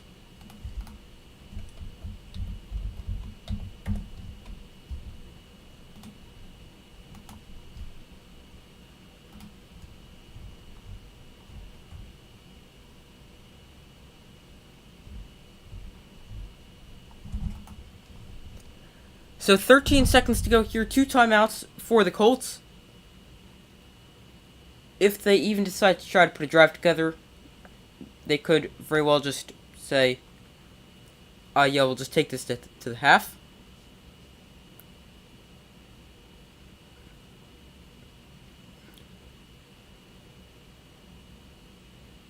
This is once again going to be brought out from deep in the end zone. And again, it's a solid return to the 28, but a flag comes in as well.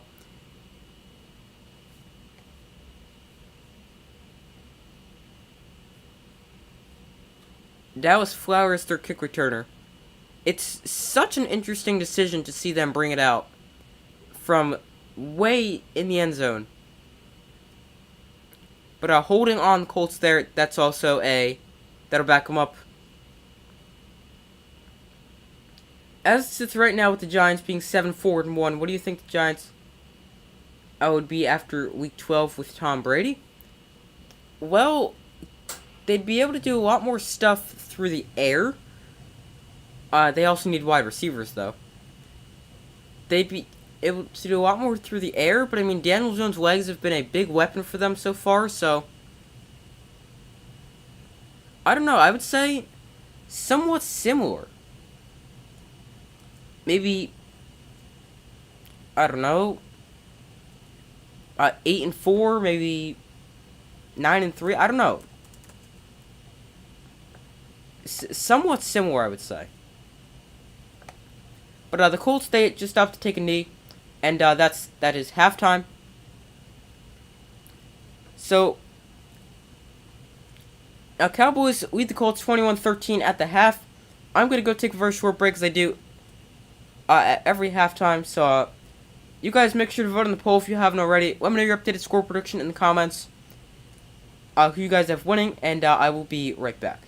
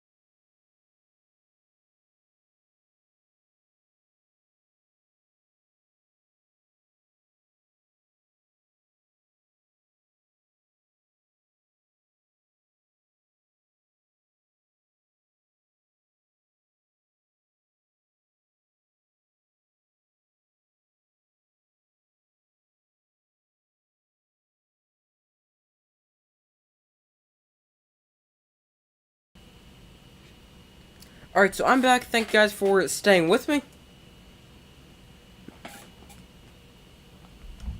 But, I'll get to your comments in 1 second. Alright, so comments. Jones does run. I forgot about that. Yeah, his legs has been a pretty big weapon for the Giants so far. So,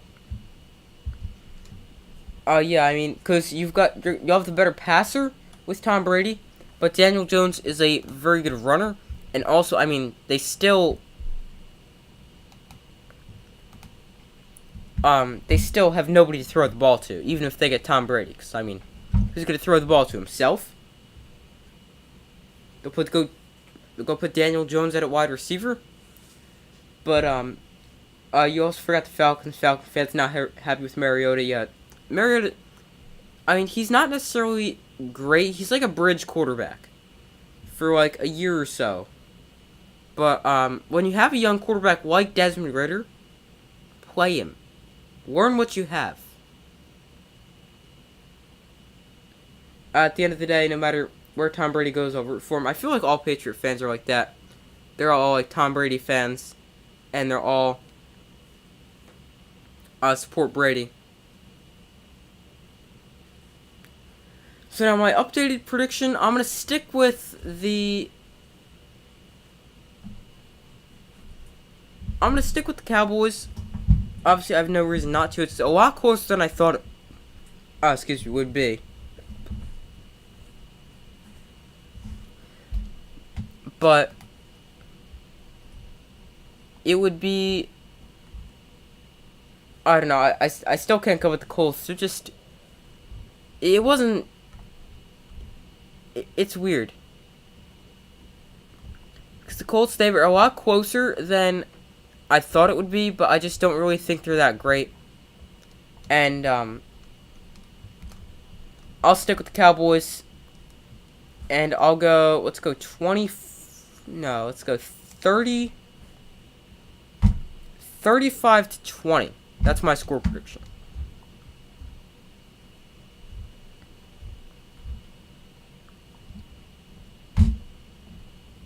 So my updated score prediction, 35-20 in favor of the Cowboys.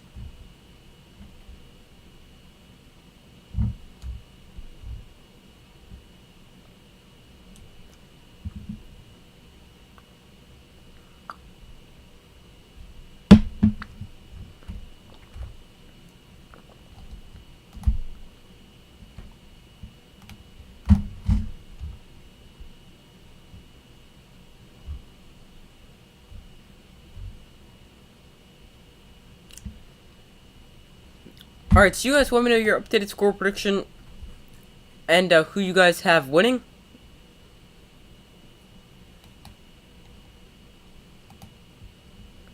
I'm going to stick with my prediction of the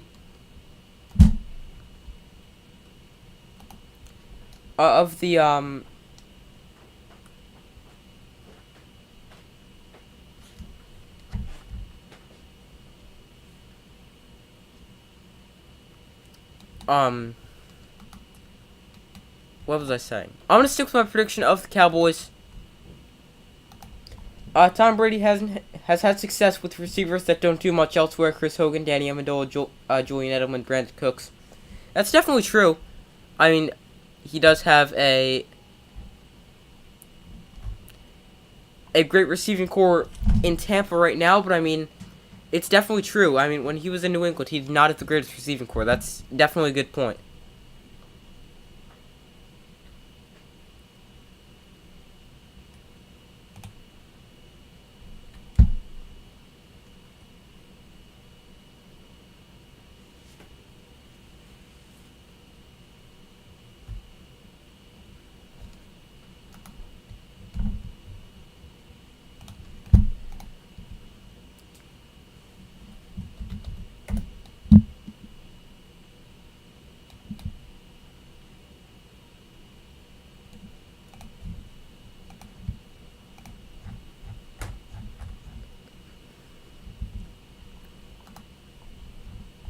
Alright, so Let's go over some stats from the first half. Starting off with the player stats, Matt Ryan, 6 of 14 for 98 yards, a touchdown, and an interception. Matt Ryan is, I don't know why this is not in the order of their leading rusher, but Jonathan Taylor, 12 carries at 55 yards. Deion Jackson, 2 carries, 6 yards. Matt Ryan, 1 carry for a loss of 1. Receiving, why is this not in order of who's got the most yards? It's so annoying. Oh, here it is. Alec Pierce is their leading receiver for the Colts. He's got 1 catch for 45 yards on 4 targets. Then, Kylan Granson, 2 catches, 15 yards. Ashton Dolan, 1 catch, 14 yards and a touchdown. Paris Campbell, 1 catch, 13 yards. Michael Pittman, 1 catch, no yards. Jonathan Taylor, no catches on 1 target. For the Cowboys, Dak Prescott, 12 of 20, 115, 2 touchdowns and a pick. Zeke, 10 carries at 41 yards. Tony Pollard, 8 carries at 34 yards and a touchdown. CeeDee Lamb, 2 carries, 23 yards. That came on back-to-back plays. CeeDee Lamb, also their leading wide receiver. As he's got 3 catches for 48 yards and a touchdown. Michael Gallup, 2 catches, 20 yards and a touchdown. Noah Brown, 2 catches, 15 yards. Tony Pollard, 2 catches, 15 yards. Zeke, Jake Ferguson, and Dalton Schultz, each with a catch. And some team stats. First downs, that's going to be the Cowboys. They've got 12 first down, Colts with 7. Total plays, Cowboys have run 41, Colts have run 31. Cowboys have 208 total yards, Colts have 140, each team with 7 drives. Average yards of play, that goes to the Cowboys at 5.1. Then the Colts' average yards per play is 4.5. Passing yards, that's going to be the Cowboys at 110. And 80 passing yards for the Colts.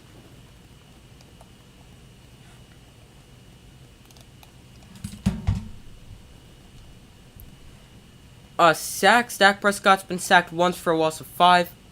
And Matt Ryan's been sacked twice for a loss of 18. Rushing, for the Cowboys, they've got 98 rushing yards, averaging 4.9 yards a carry. And 68 rushing yards for the Colts, averaging 4 yards a carry. Each team turned the ball over once. Cowboys leading time of possession category, 16 minutes, 15 seconds to 13:45. And penalties, each team with 15 penalty yards. Cowboys 1 penalty, Colts 2 penalties. And red zone, Colts are 1 of 2, Cowboys are 2 of 2.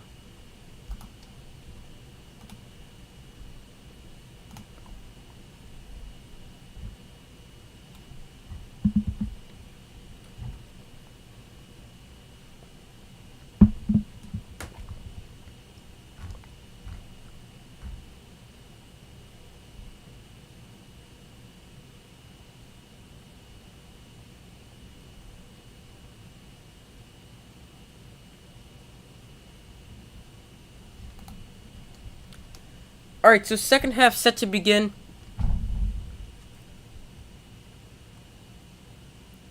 I'm going to make this a quarter 3.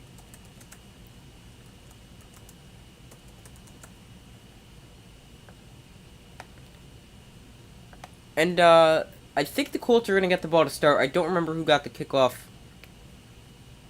But yeah, Colts going to get the ball as the second half is set to begin.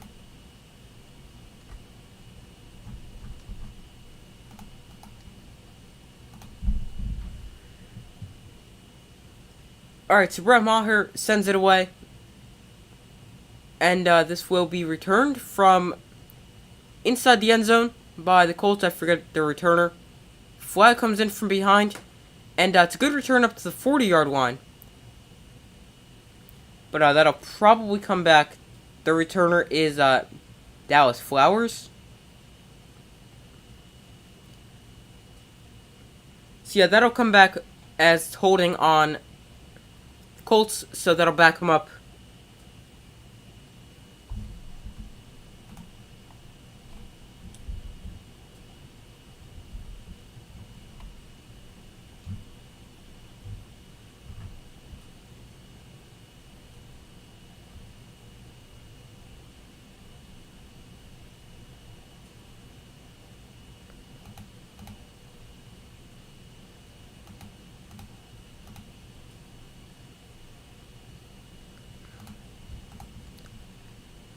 Alright, here's a 1st and 10 from their own 9-yard line after the penalty.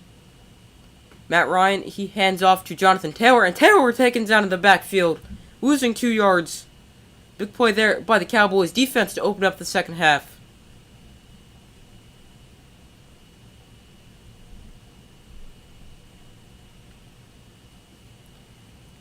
Tackle for loss there by 54.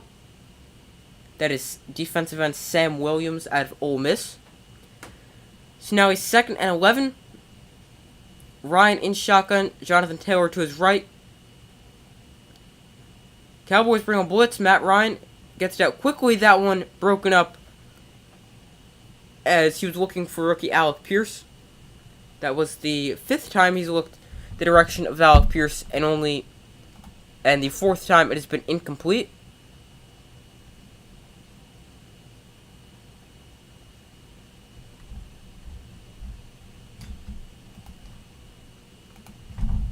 So now a 3rd and long here for the Colts, as it is a 3rd and 11. Here is Ryan, delayed give to Jonathan Taylor, and he is able to run for 2 yards there. Once again, not a ton of space for Jonathan Taylor. And Cowboys defense starts off strong, allowing a total of a yard on that play.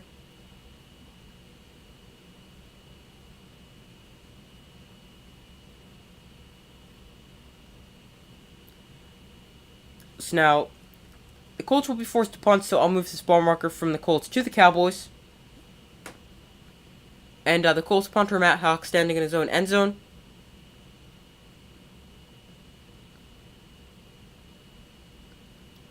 And his punt is fielded by Kevontae Turpin inside Colts territory already at the 49, where he calls for a fair catch.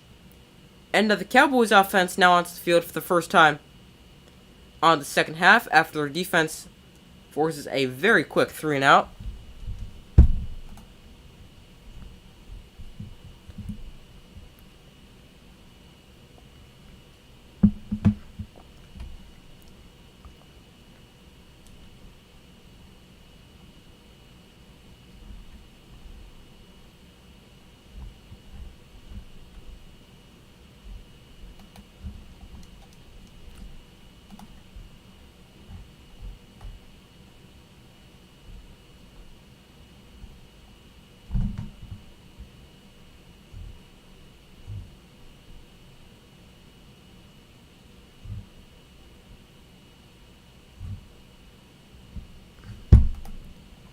So waiting for them to come back from commercial break after the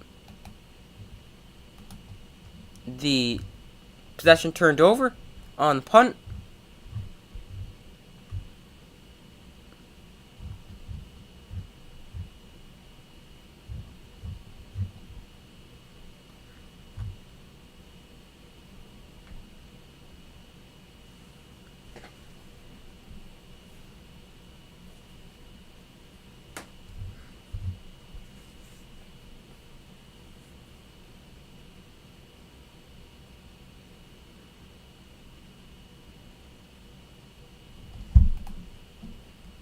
Alright, so there's still a commercial break.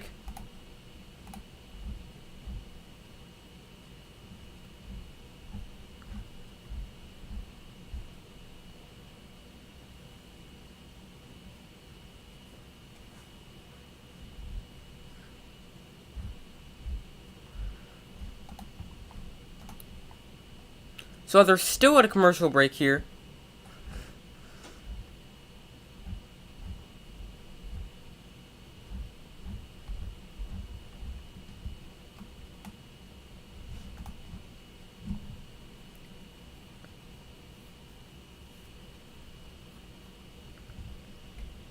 Cowboys offense making a big difference with and without Dak Prescott, as they're one of the top offenses in the league with him, whereas they're middle of the pack without him.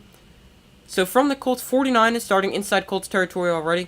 CeeDee Lamb in motion, and a fake quick throw out to CeeDee Lamb. Instead, it's going to be a give to Zeke, who's able to run for about 2.5 yards. Now a flag comes in, so let's see what that could be. It's going to be a holding penalty on one of the Cowboys tight ends. I don't remember who 87 is. That is rookie tight end Jake Ferguson. I always get the two rookies, Peyton Hendershot and Jake Ferguson, confused.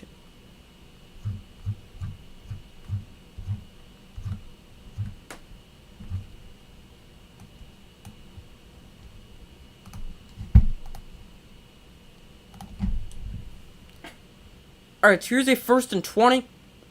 After the penalty, the give goes to Zeke here. He runs for about 4 and gets 4 of the 10 penalty yards back. But now that brings up a 2nd and 16.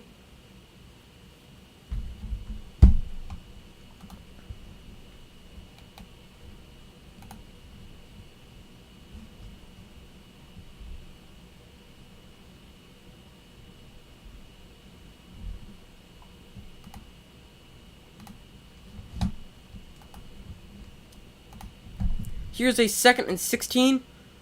Play action. Prescott looks to throw, and he fires underneath to Elliott, and he's able to pick up about another 4 yards, and that'll bring up a 3rd and long. It's going to be about a 3rd and 12 for the Cowboys.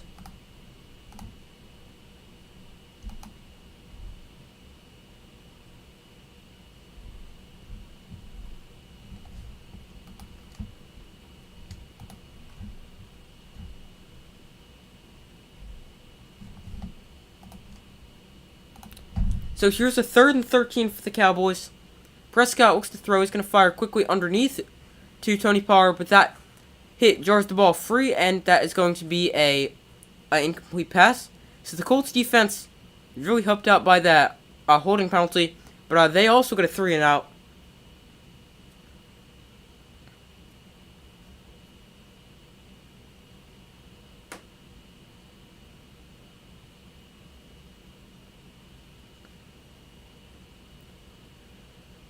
So now here's a 4th and 13. And Colts came after that one, just able to get the ball away. Fair catch called for at their own 10, or at the Colts 10. And that is where they will take over.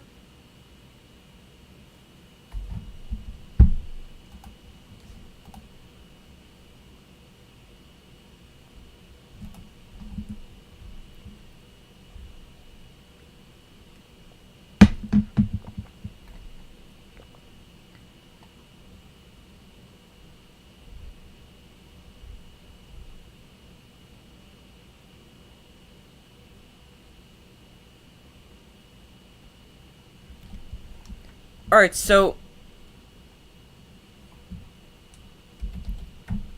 let's see how the Colts offense is this time. Once again, not good starting field position, this time at their own 10. As the previous possession, it was at their own 9.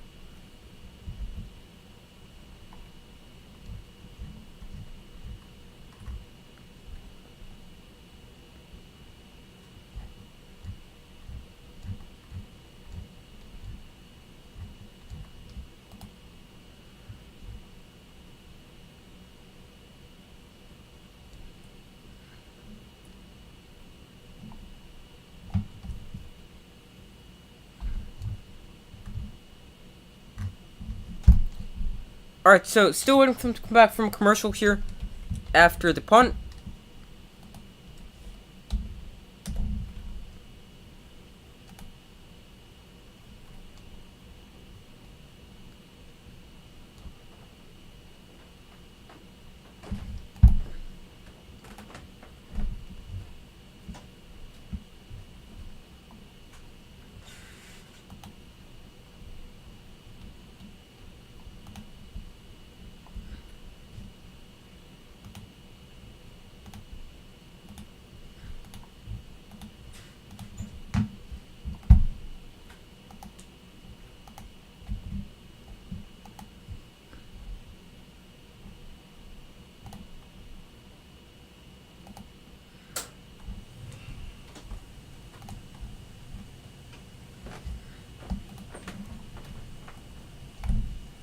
Alright, so still waiting for them to come back from commercial break. This one is a really long commercial break.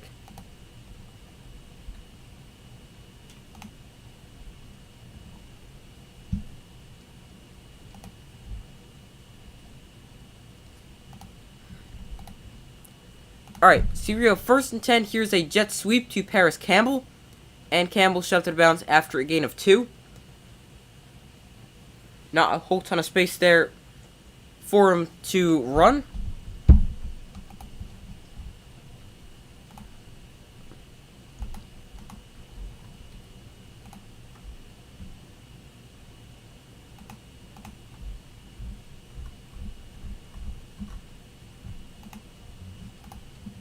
Here's a 2nd and 8. The give goes to Jonathan Taylor. And he is still running. Wow, he was... Now he loses football. Wow, crazy sequence on that play. I thought Taylor was stopped for about a gain of 3. Really, he was running on the other side of the field. Or not the other side of the field, but the other hash mark. And then he fell, lost the football, but I believe he was down first. So yeah, he was tripped up by a Cowboy defender. Here's the give to Jonathan Taylor once again. And he is fighting for more yards. He's able to get about 4. That's kind of been the story all day long for Jonathan Taylor. He's been just fighting for extra yards. Is not at space to run. And he contact with his first yard, but he's still able to get an extra 2 or 3 yards as well. Matt Ryan lines up under center.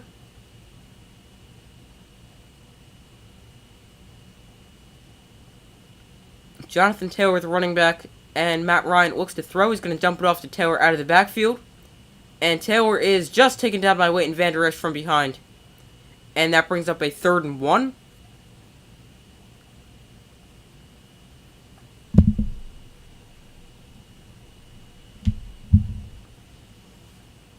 That's a great open field tackle there from Leighton Vander Esch.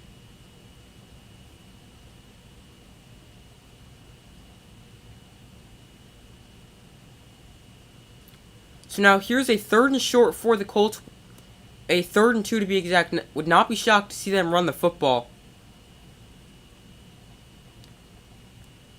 Let's see what they opt to go with here. They're going to throw it. Matt Ryan fires quickly. There is Alec Pierce for the catch. And he's got it inside Cowboy territory. And he's also able to pick up a Colts 1st down.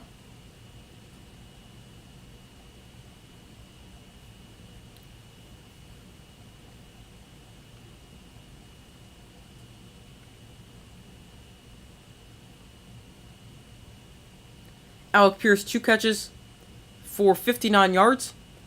Here is the give to Jonathan Taylor, and he's able to run for maybe a yard, not any space there once again.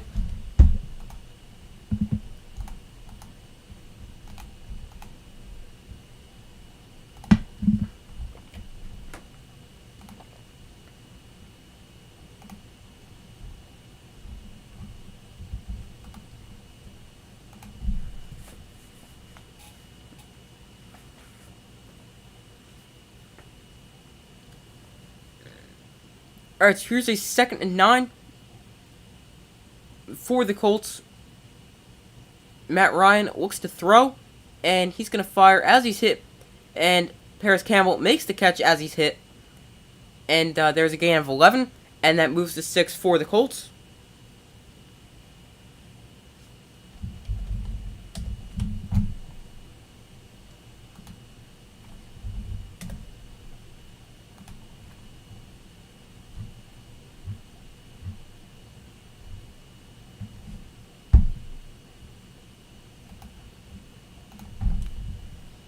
So, now from the 36 here for the Colts, Ryan under center.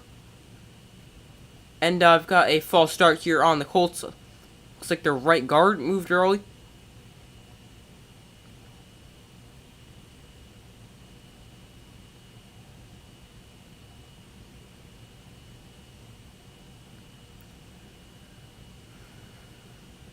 Uh, 73, that's actually their right tackle. Somebody on the right side of the line. That is their 4th penalty. Got 29 penalty yards so far today.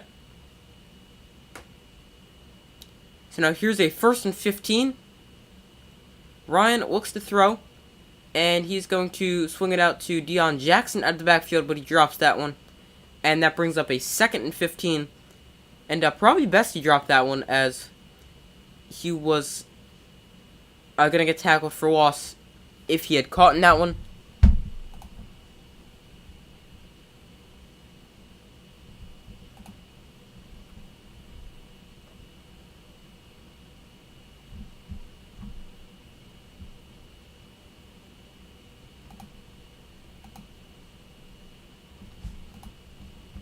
So here's a 2nd and 15. Matt Ryan sets up the screen to Jonathan Taylor. Taylor inside now. He's able to pick up a first down. And gets a few extra yards as well. Good play there by the Colts. Just shy of 20 yards.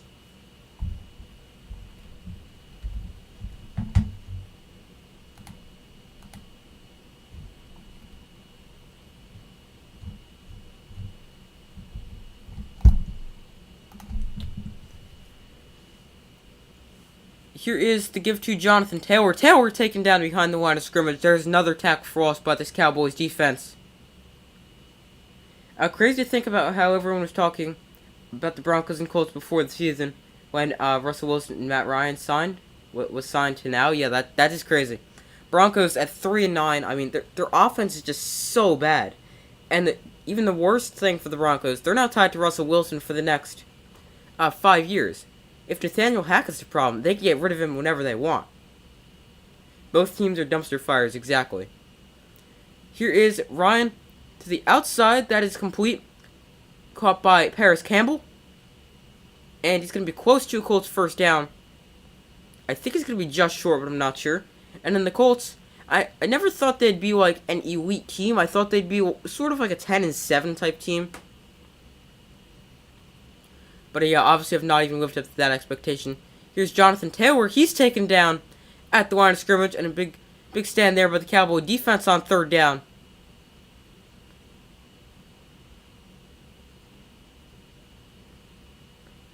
And now, let's see what the Colts decide to do here. They could go for it on a 4th and short. They could run it once again. Like we just saw, the only thing is there's no guarantee with running the football today. Chance of converting for the Colts, 4th and 1. If they run the ball, they've got a 64% chance. If they throw the ball, they've got a 50% chance. They're going to go quarterback sneak. Matt Ryan, did he get it? I think he did. I'm not sure. Let's wait for the spot. It's going to be close. I think he got it.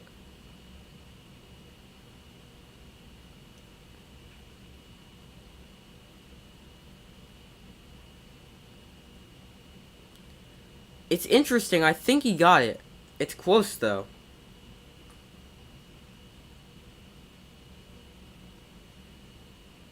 Yeah, they're going to give it to him. Pretty much everyone at the Colts winning the AFC South fairly easily. I didn't think it would be easy for the Colts. I think the Titans would be there. But I didn't necessarily think the division would be that good. Jonathan Taylor stopped in the backfield once again.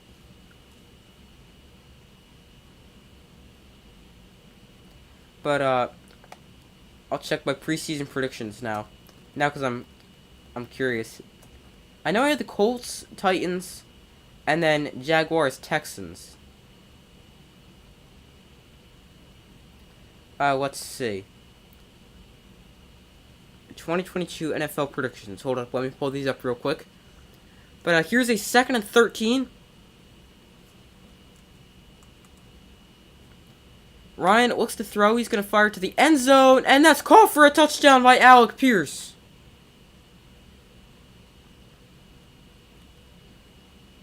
So Colts with a touchdown to make it 21-19 now.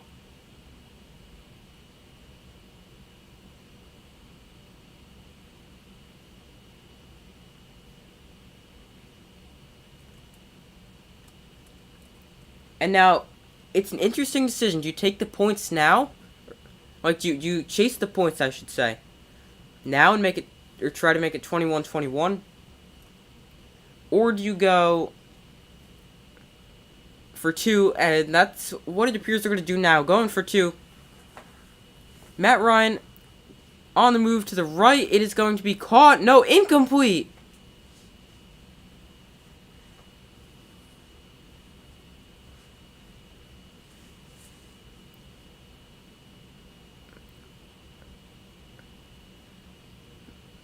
Matt Ryan was on the move to his right, and it's going to stay at 21-19.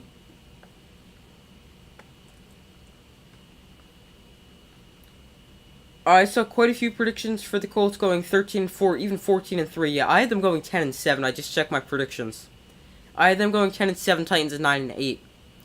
But I don't know. I thought that it would be very similar to last season. I didn't think the Colts would be amazing. I thought they'd be okay, good enough to win, not very good division, one of the worst in the NFL. But I didn't think it would be a really, really good Colts team, like even 13-4. I didn't even think they'd get to 12-5. Really, I thought the ceiling for the Colts was 10-7, maybe 11-6. I didn't really think they were all that good though. Like, I feel like it's a similar team to last year with a slight quarterback upgrade, Matt Ryan over Carson Wentz. It's not even that big of a quarterback upgrade. It's not like you're going from Carson Wentz to Patrick Mahomes. It's still a very, I don't know how to say it. It's still, quarterback is still a problem for the team. It's not like Matt Ryan coming in gives you a franchise quarterback.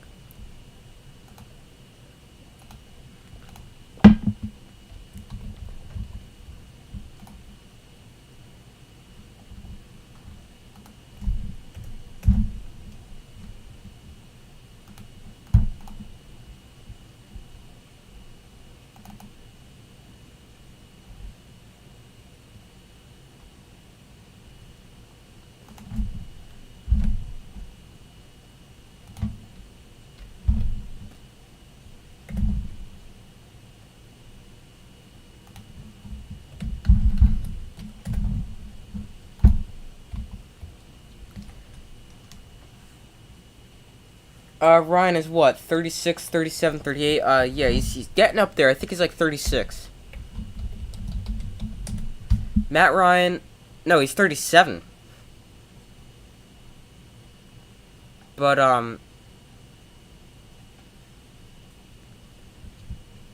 yeah, he's definitely a lot older. I mean, I think he's just going to be a 1-year thing. And he's going to be another quarterback that's with the Colts for a year.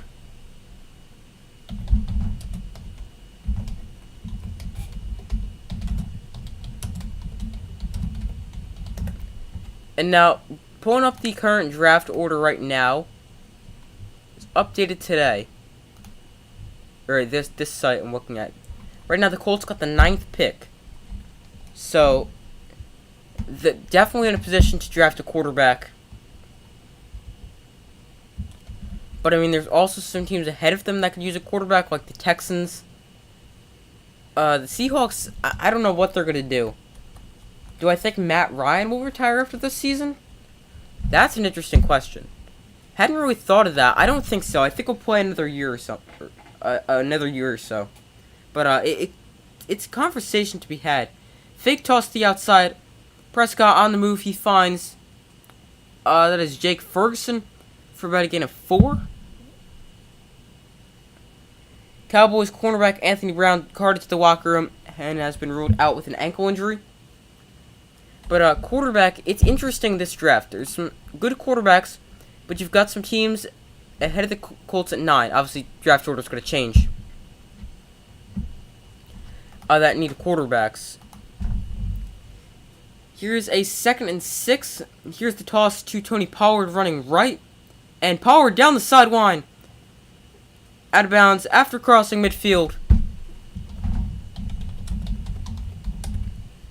But,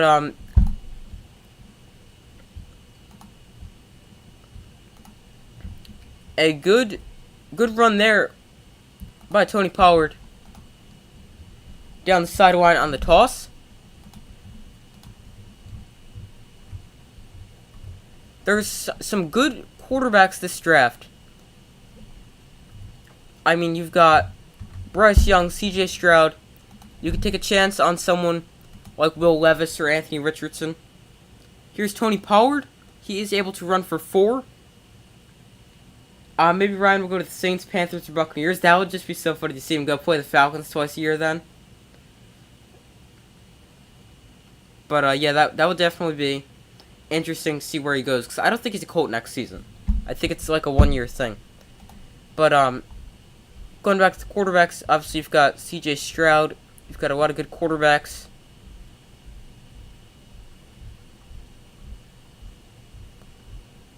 Those are the 4 big ones. Here's 2nd and 6. Dak Prescott, quick throw out to CeeDee Lamb. And he's able to pick up the first down. See, this mock draft right here has them going Anthony Richardson.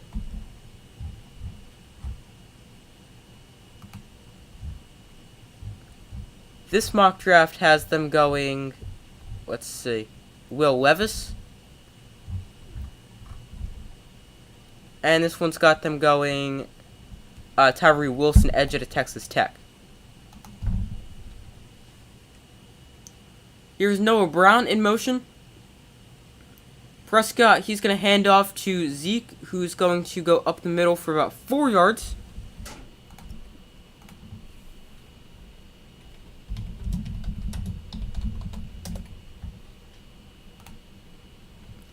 And there's also other quarterbacks. Obviously, you've got the top 3, Bryce Young, Will Levis, C.J. Stroud, in some order. You've got the potential of Anthony Richardson if he enters the draft. I think he should just stay at Florida for another year and have the opportunity to improve his draft stock.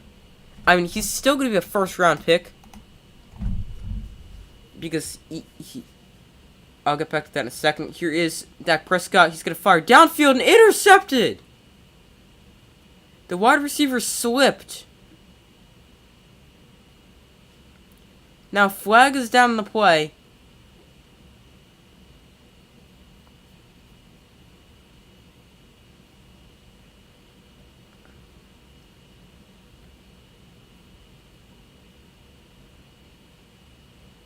Let's see what this flag is. It's also going to be an incomplete pass, I think. You say, but then again, the Buccaneers organization and fans seem to be happy with Gabbert or Trask starting next season. I really want to see Kyle Trask start for the Buccaneers. I mean, I thought he was a very similar quarterback to Tom, or not a very similar quarterback, but a similar quarterback to Tom Brady coming when he was coming out of college, and now sitting behind Brady for what is this? Year 3 or 4? I want to see Kyle Trask start for the Buccaneers. I know I actually... Or 1 second. Personal foul on the Colts. They also ruled that incomplete pass. I remember Kyle Trask coming out of Florida in the NFL draft. He was what, the 2021 draft? No, so has to be year 3.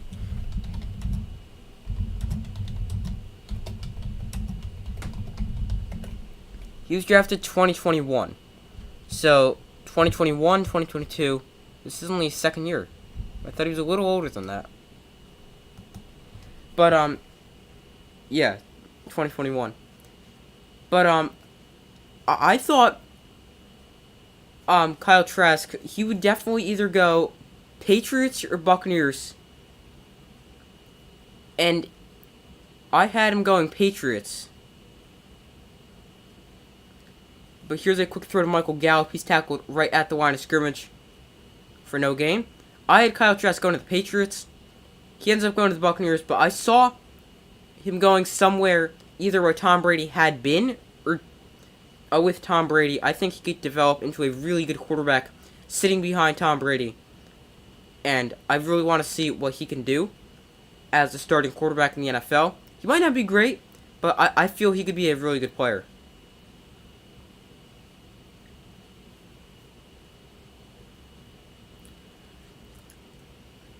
So end of quarter number 3. Headed to the 4th quarter, Cowboys up 21-19.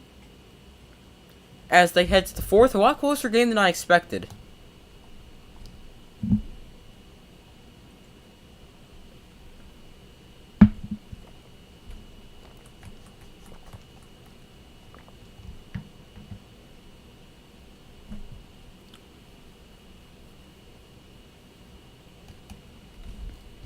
It was the same with Jimmy G. He was similar to Tom Brady, sat behind him for 4 seasons.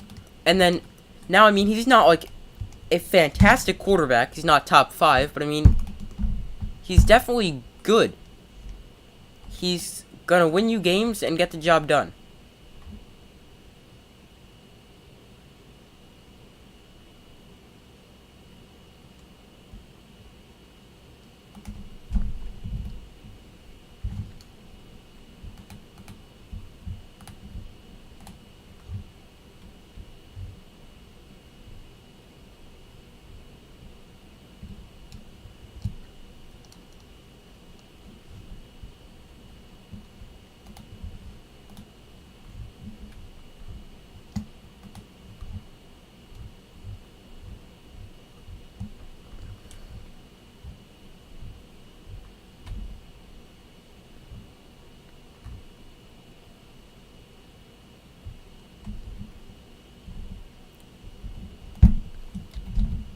Alright, so headed to the 4th quarter. And Jimmy G has had a fairly good career outside of New England. Yeah, that's... Yes. Agreed. But, I was just about to say something. What was it now?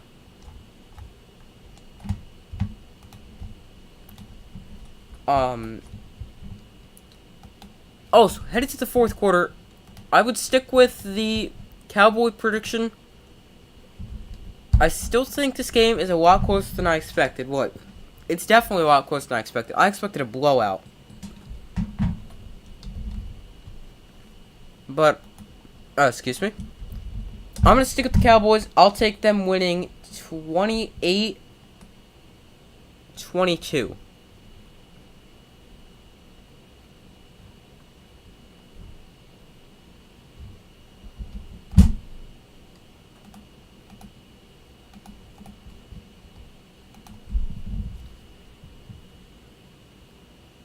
Alright, so 15 minutes to go here. Obviously, overtime if necessary.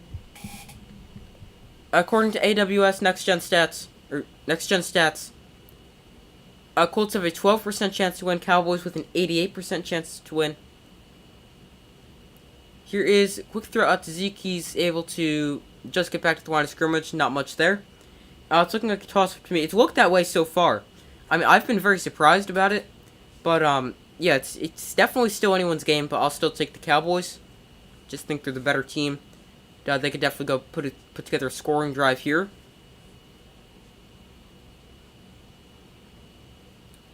Here's a 3rd and 10 for the Cowboys. Have to get to the Colts' 10-yard line for a first down. CeeDee Lamb in motion. Prescott looks to throw, and he's going to find Lamb underneath, and he makes a move. He picks up the first down. CeeDee Lamb lowers the shoulder and is forced out of bounds at the 3-yard line.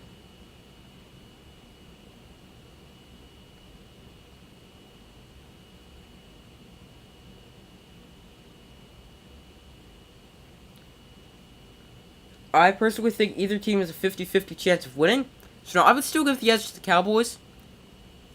But, yeah, it's definitely looked pretty even so far. Here's a 1st and goal. CeeDee Lamb, 5 catches, 71 yards, and a touchdown so far today. Prescott to the end zone. Michael Gallup, touchdown!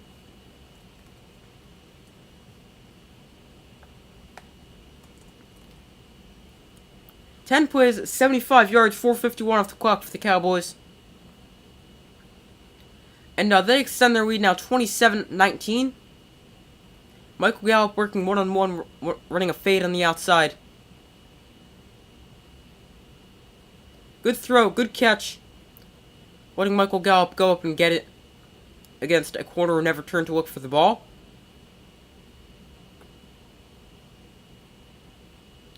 And the Cowboys extend their lead. I accidentally put 28. Sorry. It's currently 27. Or now it's 28, so I'll just keep it. But 28-19. Cowboys lead this one over the Colts. As they extend their lead, Michael Gallup with a... it's going to be a 3-yard touchdown catch after... CeeDee Lamb was shoved out of bounds after a 17-yard gain.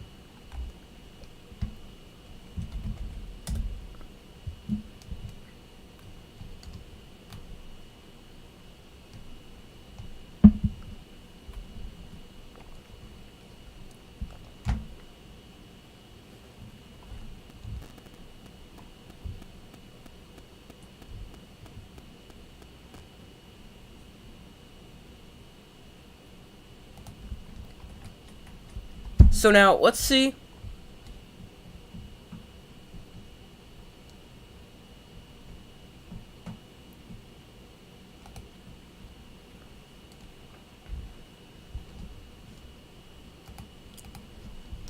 Let's see how the Colts respond to this, as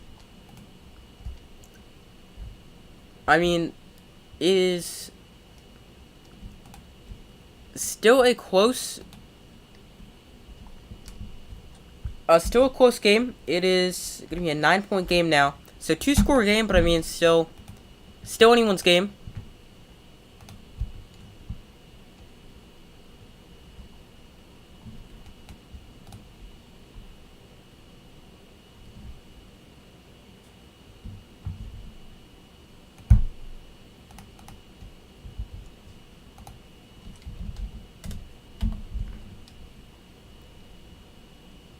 Who do I have on Monday night? So it's the Saints and Buccaneers tomorrow.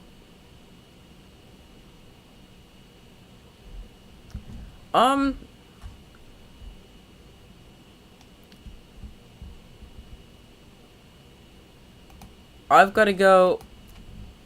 I have the Buccaneers getting that one. How about you? I'll check my score prediction. Just give me a minute. But I've got the Buccaneers beating the Saints at home.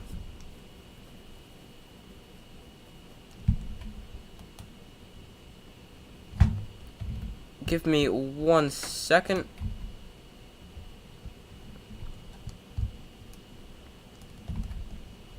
And obviously we will also have a live watch party for that game. Tomorrow that'll start at about 8 Eastern time tomorrow. But I've got the Bucs 23-20.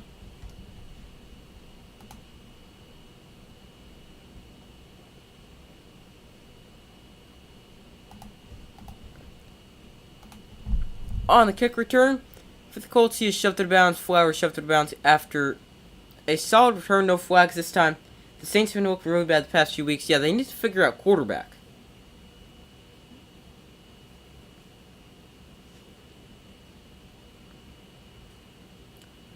But 24-13 Bucs. Yeah, I can definitely see that. I think it'll be a lower scoring game. Neither team that great, but the Buccaneers definitely have been the better team.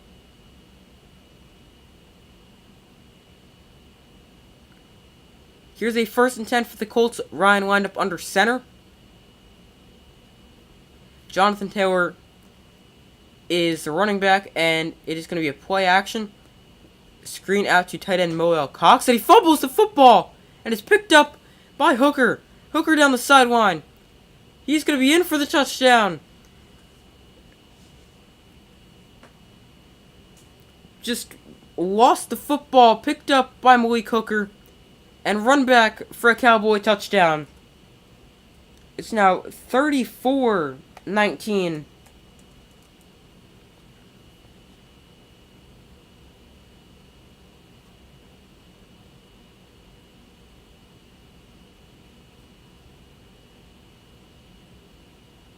Definitely a fumble, just loses the football.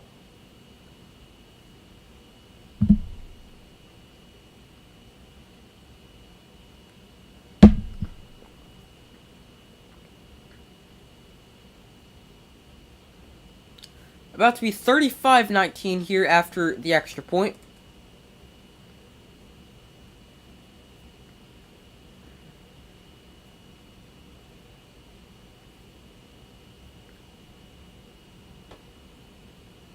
They're actually going to go for 2 here to make it a 36-19 game, which would be... Hold on, let me get a calculator. I don't feel like doing this math. Here is the CeeDee Lamb going to throw it, and he's incomplete, looking for Noah Brown. But that would make it a 17-point game instead of a 15-point game. But it's going to stay right here at 34-19.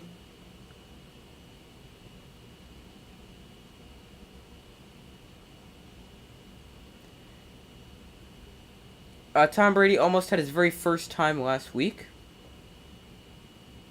What does that mean?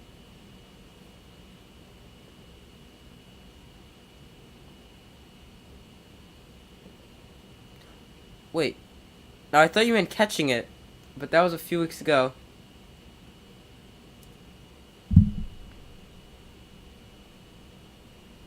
Oh, first tie last week, yeah. I saw the end of that game.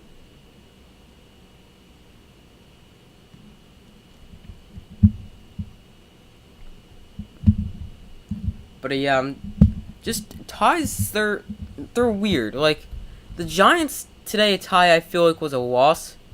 For some people, a tie is a win. For some people, it is just a tie.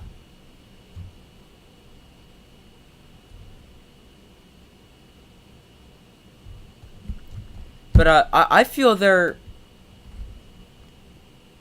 I don't like ties.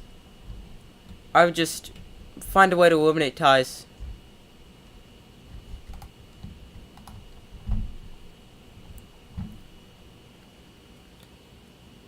So Colts gonna get the ball back after the scoop and score.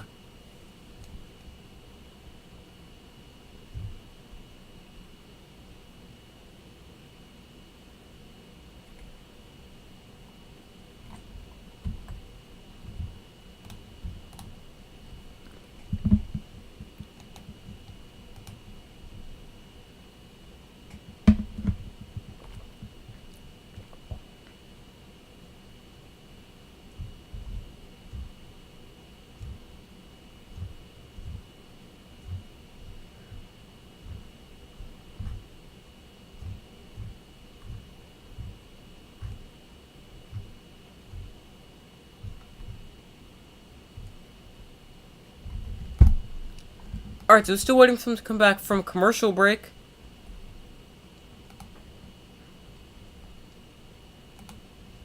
After the touchdown.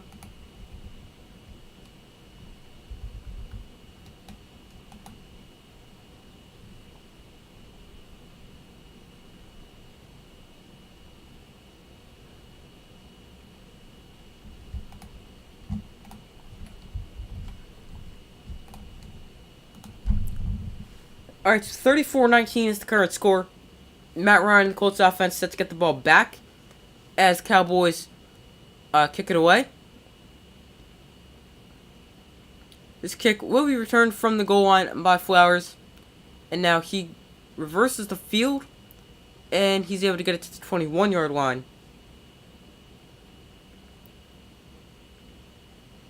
I think it's cool Tom Brady has never had a tie in 23 seasons, with winning or losing by 3 a lot. Yeah, I mean, I think it's cool when any player can not have a tie. And when you look at 23 seasons of no ties, that's pretty cool. Especially when there's always a tie or two per season.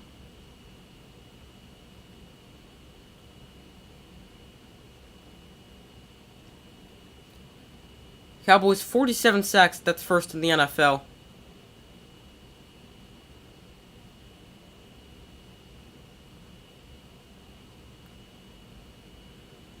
Injured player on the kick return, that is, I can't see the rest of his number, 20-something.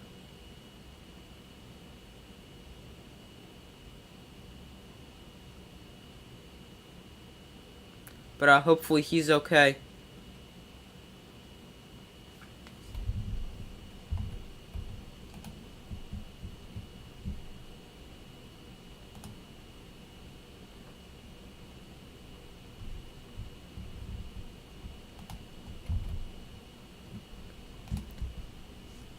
So hopefully he's okay.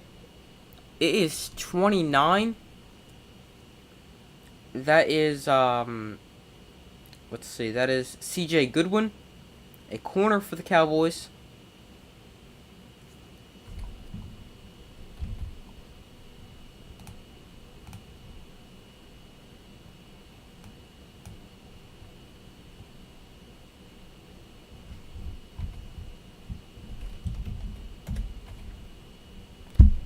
I think his worst season is 9-7, so never a losing season. Yeah, that's also impressive. 23 seasons and never having a losing season.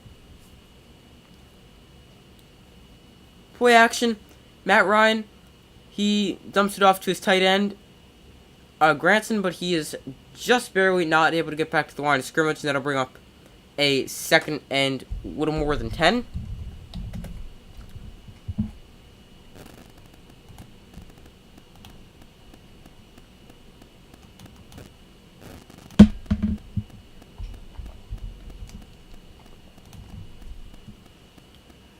So second and about 10.5, they'll mark it second and 11 here. Ryan in shotgun. Jonathan Taylor wind up to his right. Ryan looks to throw. He's going to fire quickly underneath. There's Paris Campbell. Campbell is going to get tripped up at the 30-yard line. And that'll bring up a third and short for the Colts.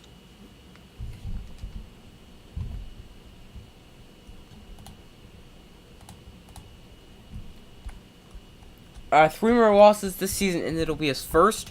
So, I mean, yeah, definitely a possibility to have a losing season because he's got some tough games, I think. Here's Ryan on 3rd and 1. It is going to be incomplete. He threw that right to the Cowboy defender.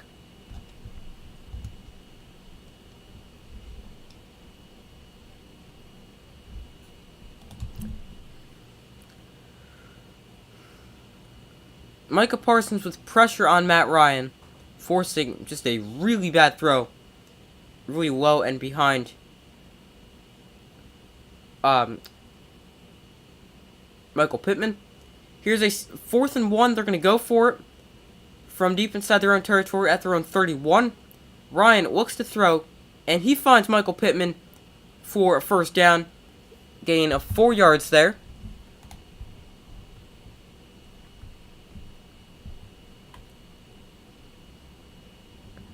I think it's definitely going to be close for Tom Brady. Because 3 more losses, and it's his first. He's got the Saints, I think that's a win. 49ers could be a loss. Bengals probably a loss. Cardinals could be a win, and then Panthers and Falcons probably wins.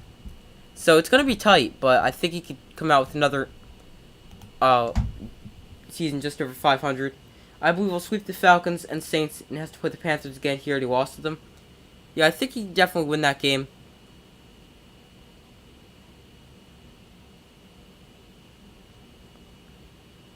I would say the Buccaneers would go 9-8, looking at their remaining schedule. Here's a 2nd and 10 for the Colts. First down play was incomplete. Ryan, he fires to tight end Granson for a gain of 4 yards there. That'll bring up 3rd and medium.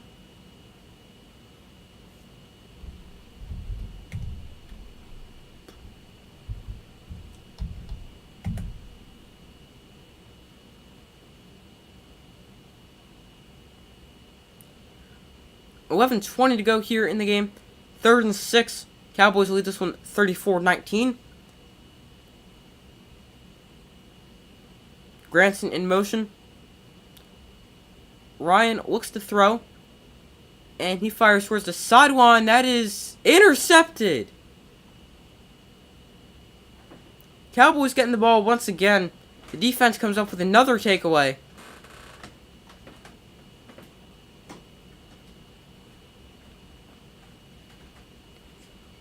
He was looking for Granson, just not a very good throw. Put the ball in a position where the defender can make a play on the ball, and a better play on the ball than his own teammate could.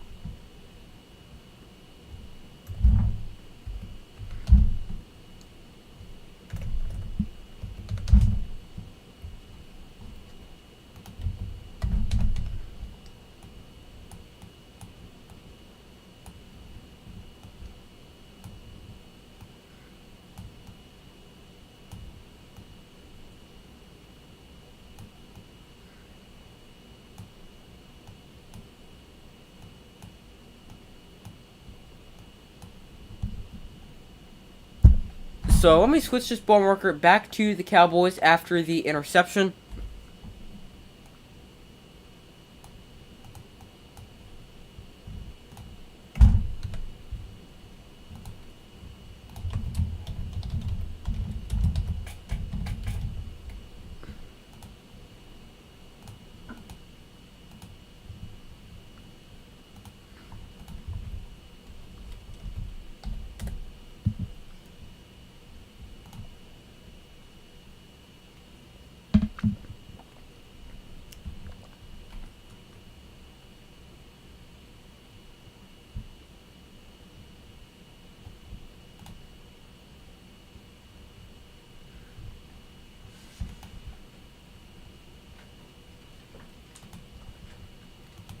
CeeDee Lamb has all 94 of his scrimmage yards tonight when he was in motion, or on a play he was in motion. He's got 5 catches for 71 yards tonight and a touchdown. Here's a 1st and 10 for the Cowboys from their own 47. Prescott hands off to Tony Pollard, and Pollard stopped at the line of scrimmage for no gain. Maybe got half a yard there. Buccaneers defense tends to play great the first 3 quarters, then let up in the 4th. Seems like a lot of teams can't play a complete game. I haven't seen a ton of Buccaneer games, but seems like a lot of teams struggle to play a true 4-quarter full game. CeeDee Lamb in motion. Here's Prescott. He looks to throw, and he fires to an open receiver. There's Dalton Schultz. He makes a nice catch, and he gets it to the 30-yard line of the Colts.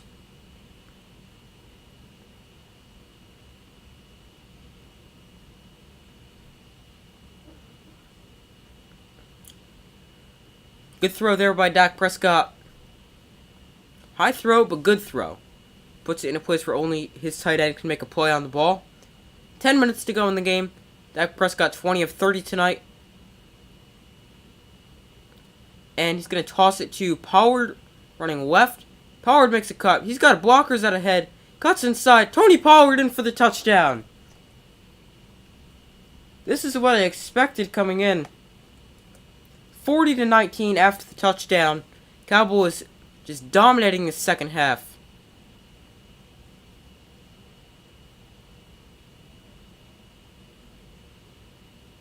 That play's so good for them. The pass to Pollard outside.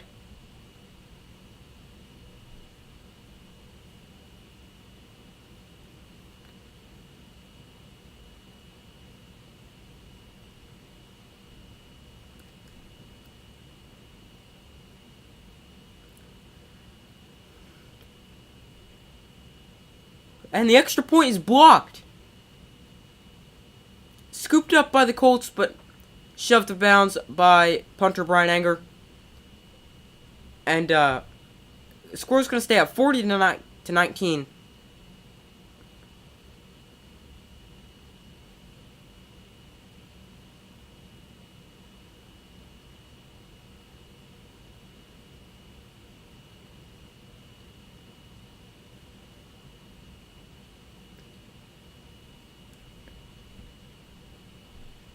I might as well try for 2 again. I don't think they would just up this much. I mean, they're already up by 3 touchdowns. I don't see a point in going for 2 at this point.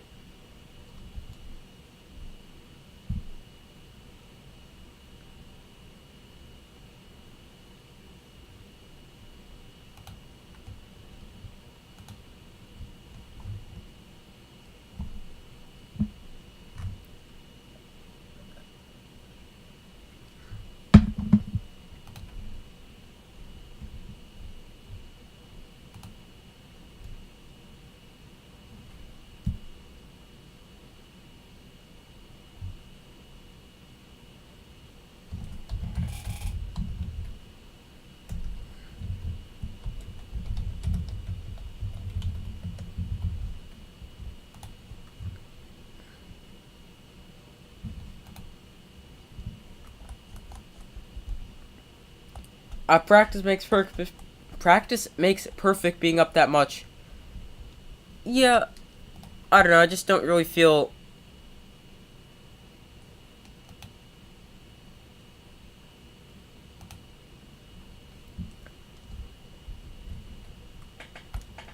I don't feel you could do that up that. You should do that up that much. I mean, they do practice throughout the week, so they can practice their plays there. But I don't think they need to go for two.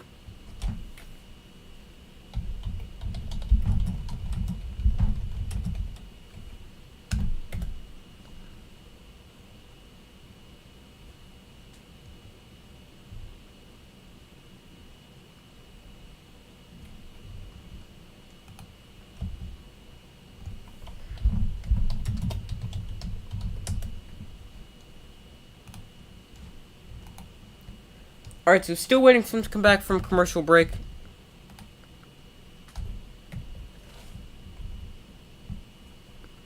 The Cowboys 185 points in their last 5 games, most in a 5-game span since in one season since 193 points in 1968, I think that said.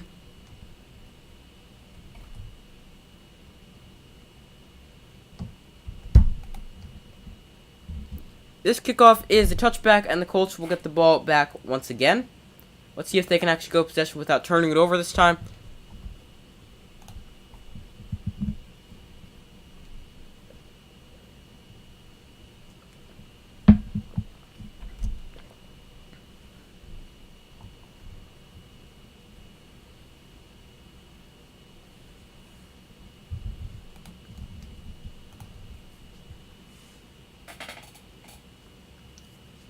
So up 40-19 here.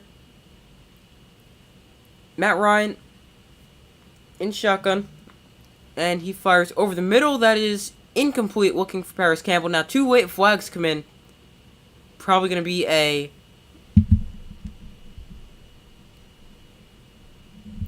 pass interference. It is going to be a defensive pass interference.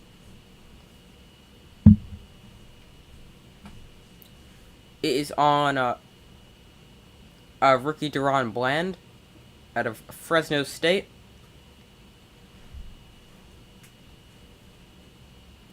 So, 1st and 10 now from the 43 for the Colts.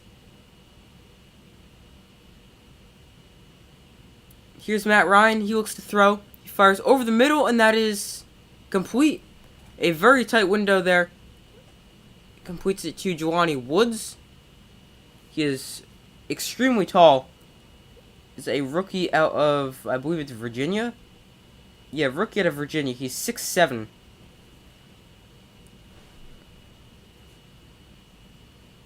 Here's 1st and 10 for the Colts. Ryan looks to throw, pump fakes, and now throws, looking for Woods once again, but way too low. I mean, when the guy is 6'7", it's hard to miss high, so you can't miss low.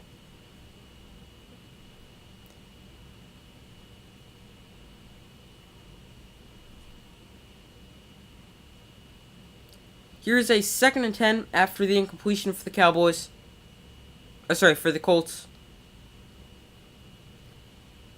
Woods now in motion. Here's Ryan. He looks to throw. And he fires. That is intercepted. Another turnover for the Colts. Another interception for Matt Ryan.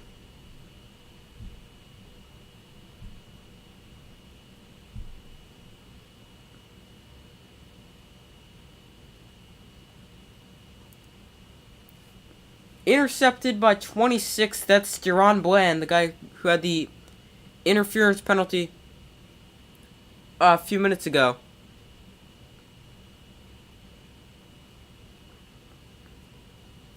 He comes away with the interception. And now the Cowboys get the football back.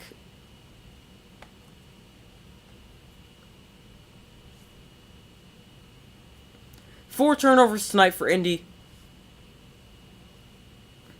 Prescott hands off to Zeke, who spins away from defenders in the backfield and is able to get 2.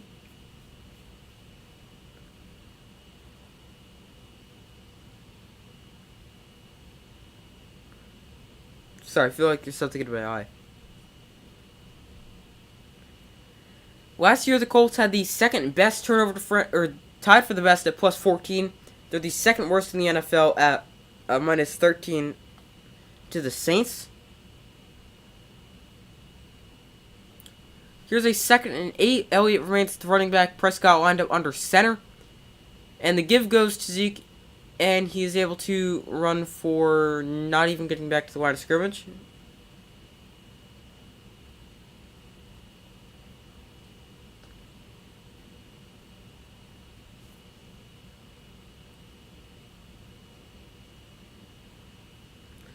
Jim, you're say, what's going on out here, Falcon Twitter review? Here is a 3rd and 9.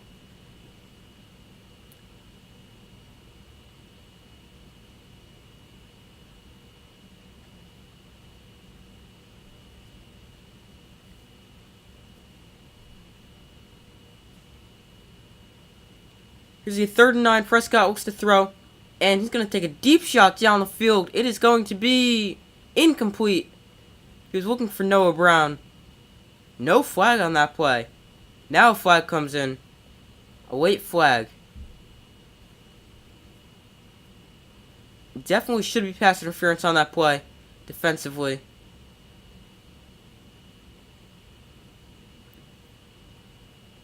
And yeah, they end up making the right call on that play. Early contact.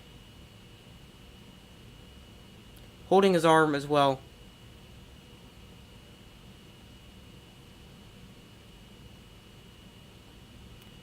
Six penalties, 88 yards tonight for the Colts. Prescott under center. Hands off to Zeke running right.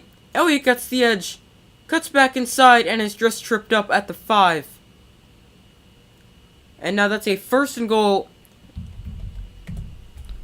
for the Cowboys.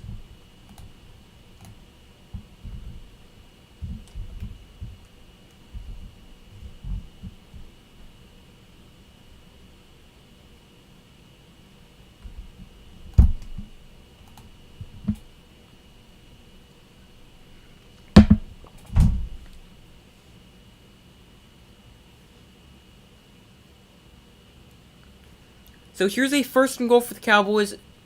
Zeke, the running back. And he's going to get the give here. And look for a lane. He's able to find maybe a yard or two on that play. Not a whole ton of space for him to run. Looks like he got about a yard.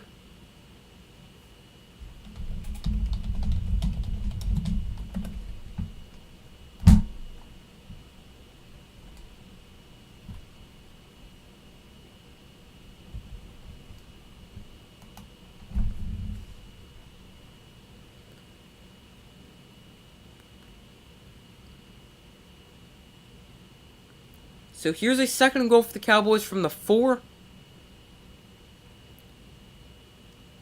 And the give goes to Zeke. He is going to be stopped short, but then pushed in, I believe.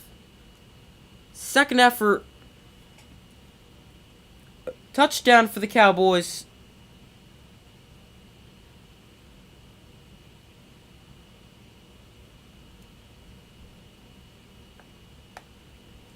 And it is now 46-19. It is now a blowout. Cowboys up big on the Colts.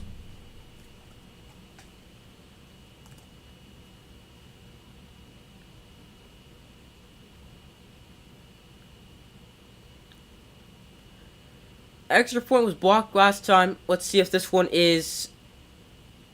If he's able to get this one up. It is up, but drifting, but it's still good. 47-19, Cowboys just destroying the Colts.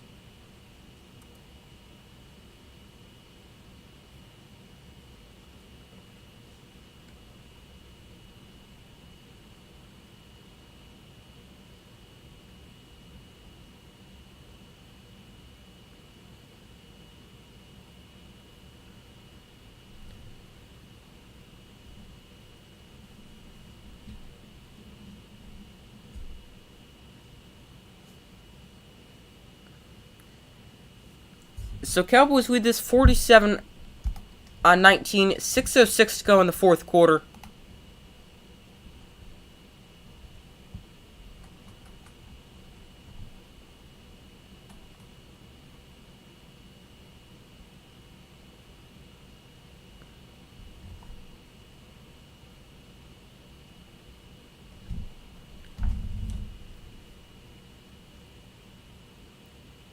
So, let's see how the Colts respond. I would not be shocked to see Nick Foles in here. Matt Ryan's thrown 3 picks. But the kickoff is away. It is going to be returned from a few yards deep in the end zone. Breaking outside and taken down at the 44 is Flowers. Matt Ryan is headed back off the field for the Colts. Going to keep some starters out there. 26 points in the fourth quarter. That is a team record for fourth quarter points.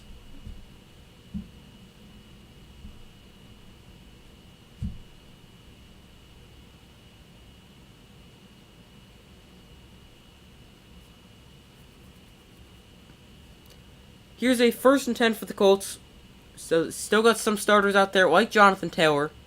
I mean, they do realize this game is going to be over, right? Here's the give to Taylor up the middle. He's able to run for about 6 or 7 there. Colts should have just forfeited when it was 34-19. Yeah, I know, right? It's just turned into a blowout. I mean, I don't even know why they still got starters on the field. The last thing they want is for Jonathan Taylor to go tear his ACL and is out for half next year, too. Here's Matt Ryan. Finds Jelani Woods, who's able to get maybe half a yard, not a whole ton of space there.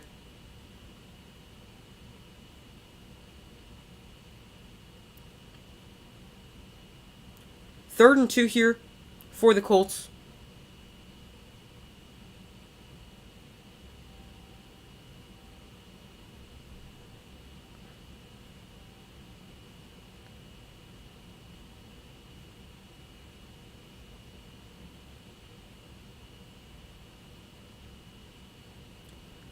Here's a 3rd and 2. Ryan looks to throw. And he dumps it off to Jonathan Taylor. Taylor taken down behind the line of scrimmage.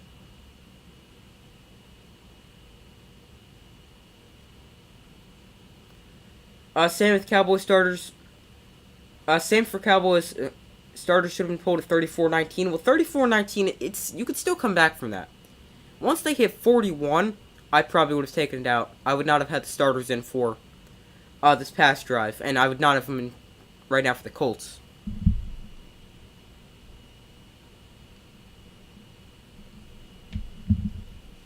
Cowboys still have starters in Trayvon Diggs on the field, Michael Parsons on the field. And here is Alec Pierce over the middle, and now he loses the football.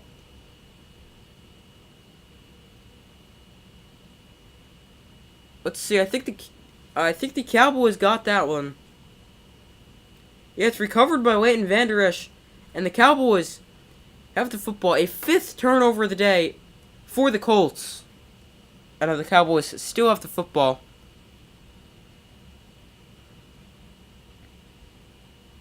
Oh, I think he was down first, though. So I'm going to actually put this back to the Colts. I think Alec Pierce was down. They were trying to rip the ball free. Look at the Colts' past games this season. They had 0% chance of coming back. That's true. I haven't necessarily seen a ton of Colt games this season. Yeah, I think Alec Pierce is going to be down here.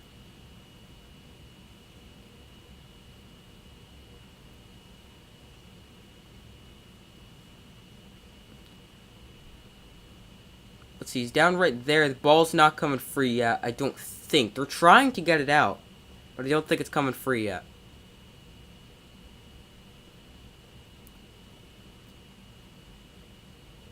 So I think that ball should go back to the Colts. Stevie Wonder could have seen the Colts weren't going to make a comeback, yeah. Quite obvious it was not going to be a comeback. I mean, the Colts, they just haven't been great. So, it's going to be, I think it just said 1st down Cowboys.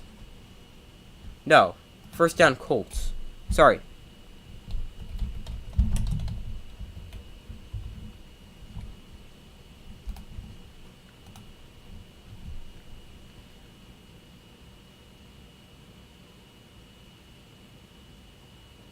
Now play is stopped.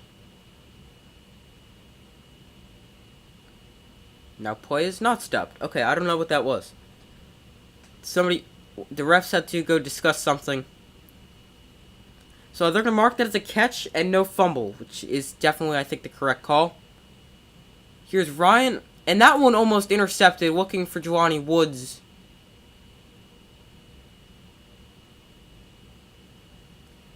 Aren't the Colts like 4-7-1? Yeah, they're not very good. That's their exact record.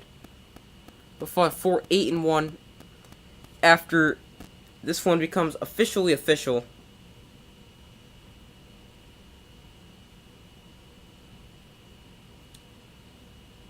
Here's a 2nd and 10. Ryan looks to throw. And Matt Ryan goes down for the sack. Now the ball's out. Sam Williams running it back for the Cowboys.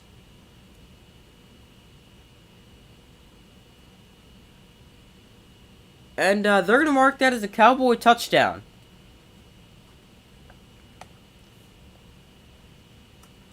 (53-19). I believe they're the first team to hit 50 this season if this stands.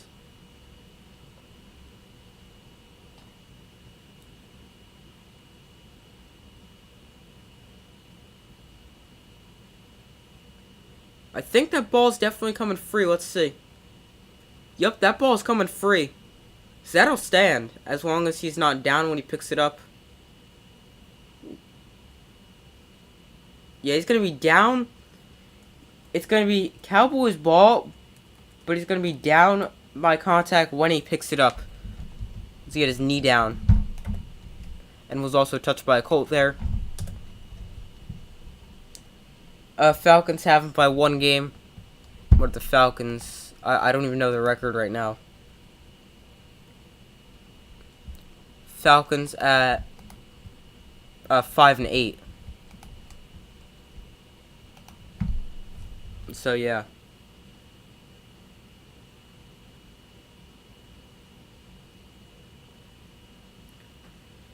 So this shouldn't stand. It should be a fumble recovery by the Cowboys. Matt Ryan turns the ball over again.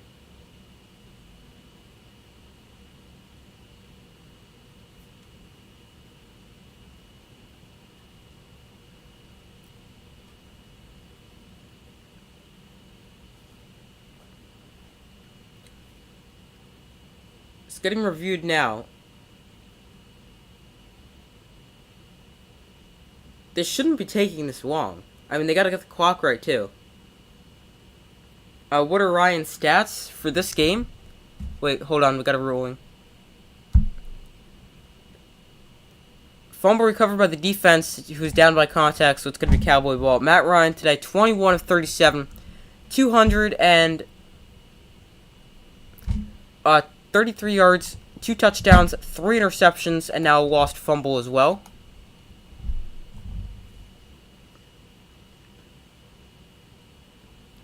Backups are now in, as you see Cooper Rush in there at quarterback for the Cowboys.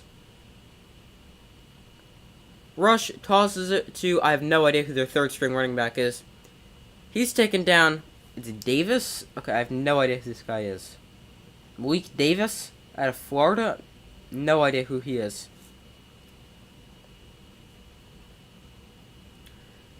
Cowboys 26 points in this 4th quarter.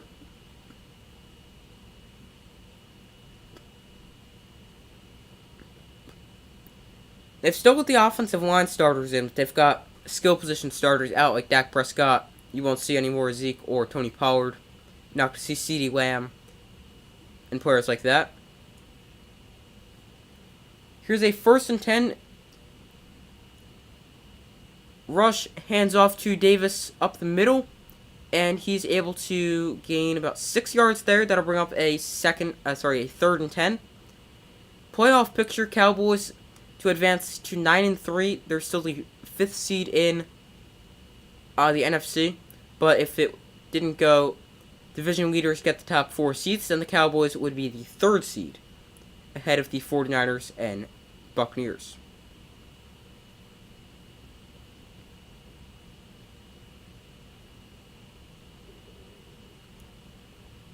Here's a 3rd and 4 for the Cowboys. Noah Brown in motion. Rush, hands off to Malik Davis. Davis up the middle. Davis is in for a Cowboy touchdown. And now it is officially 53-19.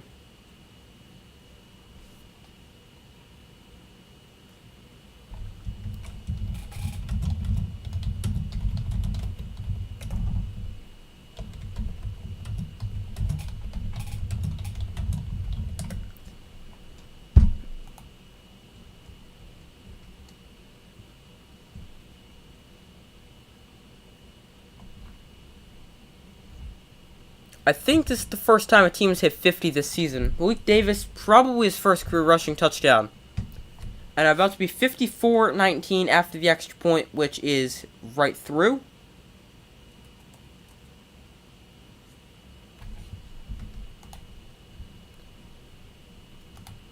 Malik Davis, let's see. He's got 3 carries, 29 yards, and a touchdown. That's going to be his first career rushing touchdown. On the season, he has had extra carries. 20 carries for 74 yards. What is my opinion of the NFL needing to mix up divisions, move some teams around? I've never really heard that before. But, it's interesting. I don't know, I mean, you've got to have, like, a geographical, the teams in the division based off their geographical location. Like, it does not make sense to have the Cowboys in the NFC East when, Texas is not in the East. So, it makes sense from that point. I could see it. But, I don't know. Teams go up and down just naturally. As you're bad, you get the first pick. You get a good player, build around them, stuff like that. I don't know. So Colts gonna get the ball back. I never even switched a ball marker from before. This kick will be returned from inside the end zone. And now reversing field, cutting upfield now. And a good return up to the 31-yard line there by Rodgers. And that is where the Colts offense will come onto the field.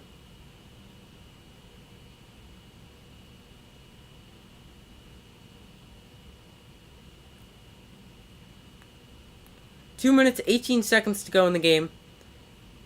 Obviously, it's already over 54-19, the current score.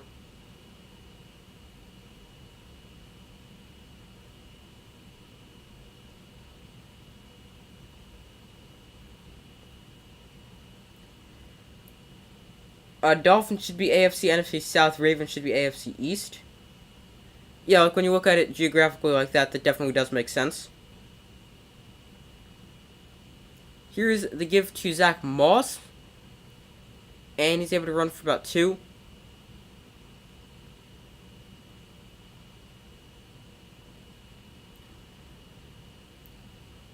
But the Dolphins, it's not like they're over on the West Coast in the East. They're still on the East Coast in Florida. That's obviously on the East Coast. So, it's not necessarily like the worst idea to have them in the AFC East, sorry. But I definitely understand what you're saying. It's definitely more, when you think of Florida, you think of South, not East. For the most part, obviously. Depending on where you are. Like, if you're in Texas, you're not going to go think Florida South, because it's not South, it's East. But depends on where you are. 2nd and 8 here for the Colts. We've reached 2-minute warning.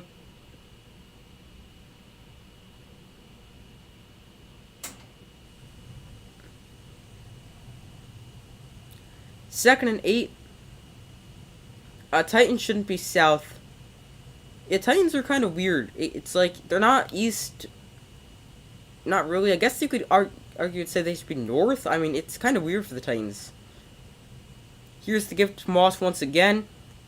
And he runs for what's going to be close to a first down. About 8 yards there.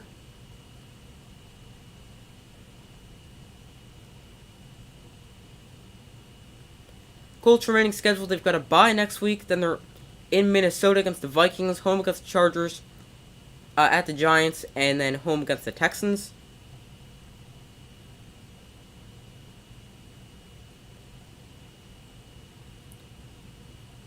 Titans are about the same as the Chiefs. Yeah, it's weird with some of those teams in like the direct middle of the country. Colts as well in Indianapolis and Indiana. Here's the gift to Zach Moss up the middle. He runs for about 6.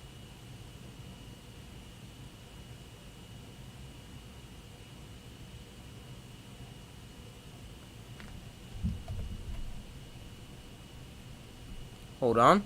This is not working at the moment. Just crashed for some reason.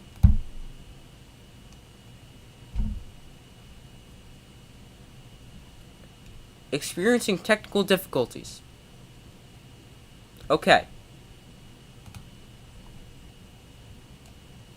Oh, okay. Technical difficulties over. Okay. Tennessee's more east than south, yeah. But, don't know why this is... Alright, this is not working right now, but the game's over, by the way. Final score, 54-19.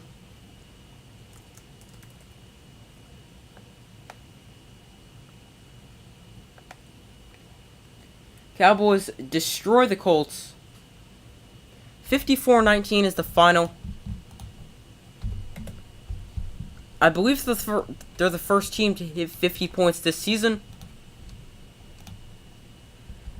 But that's going to do it for this stream. Thank you guys for watching. Make sure to like, subscribe, turn on notifications so you don't miss Monday Night Football stream or any other upcoming videos or future live streams. Thank you for watching. Make sure to like, subscribe, comment, turn on notifications, and I will see you in the next video.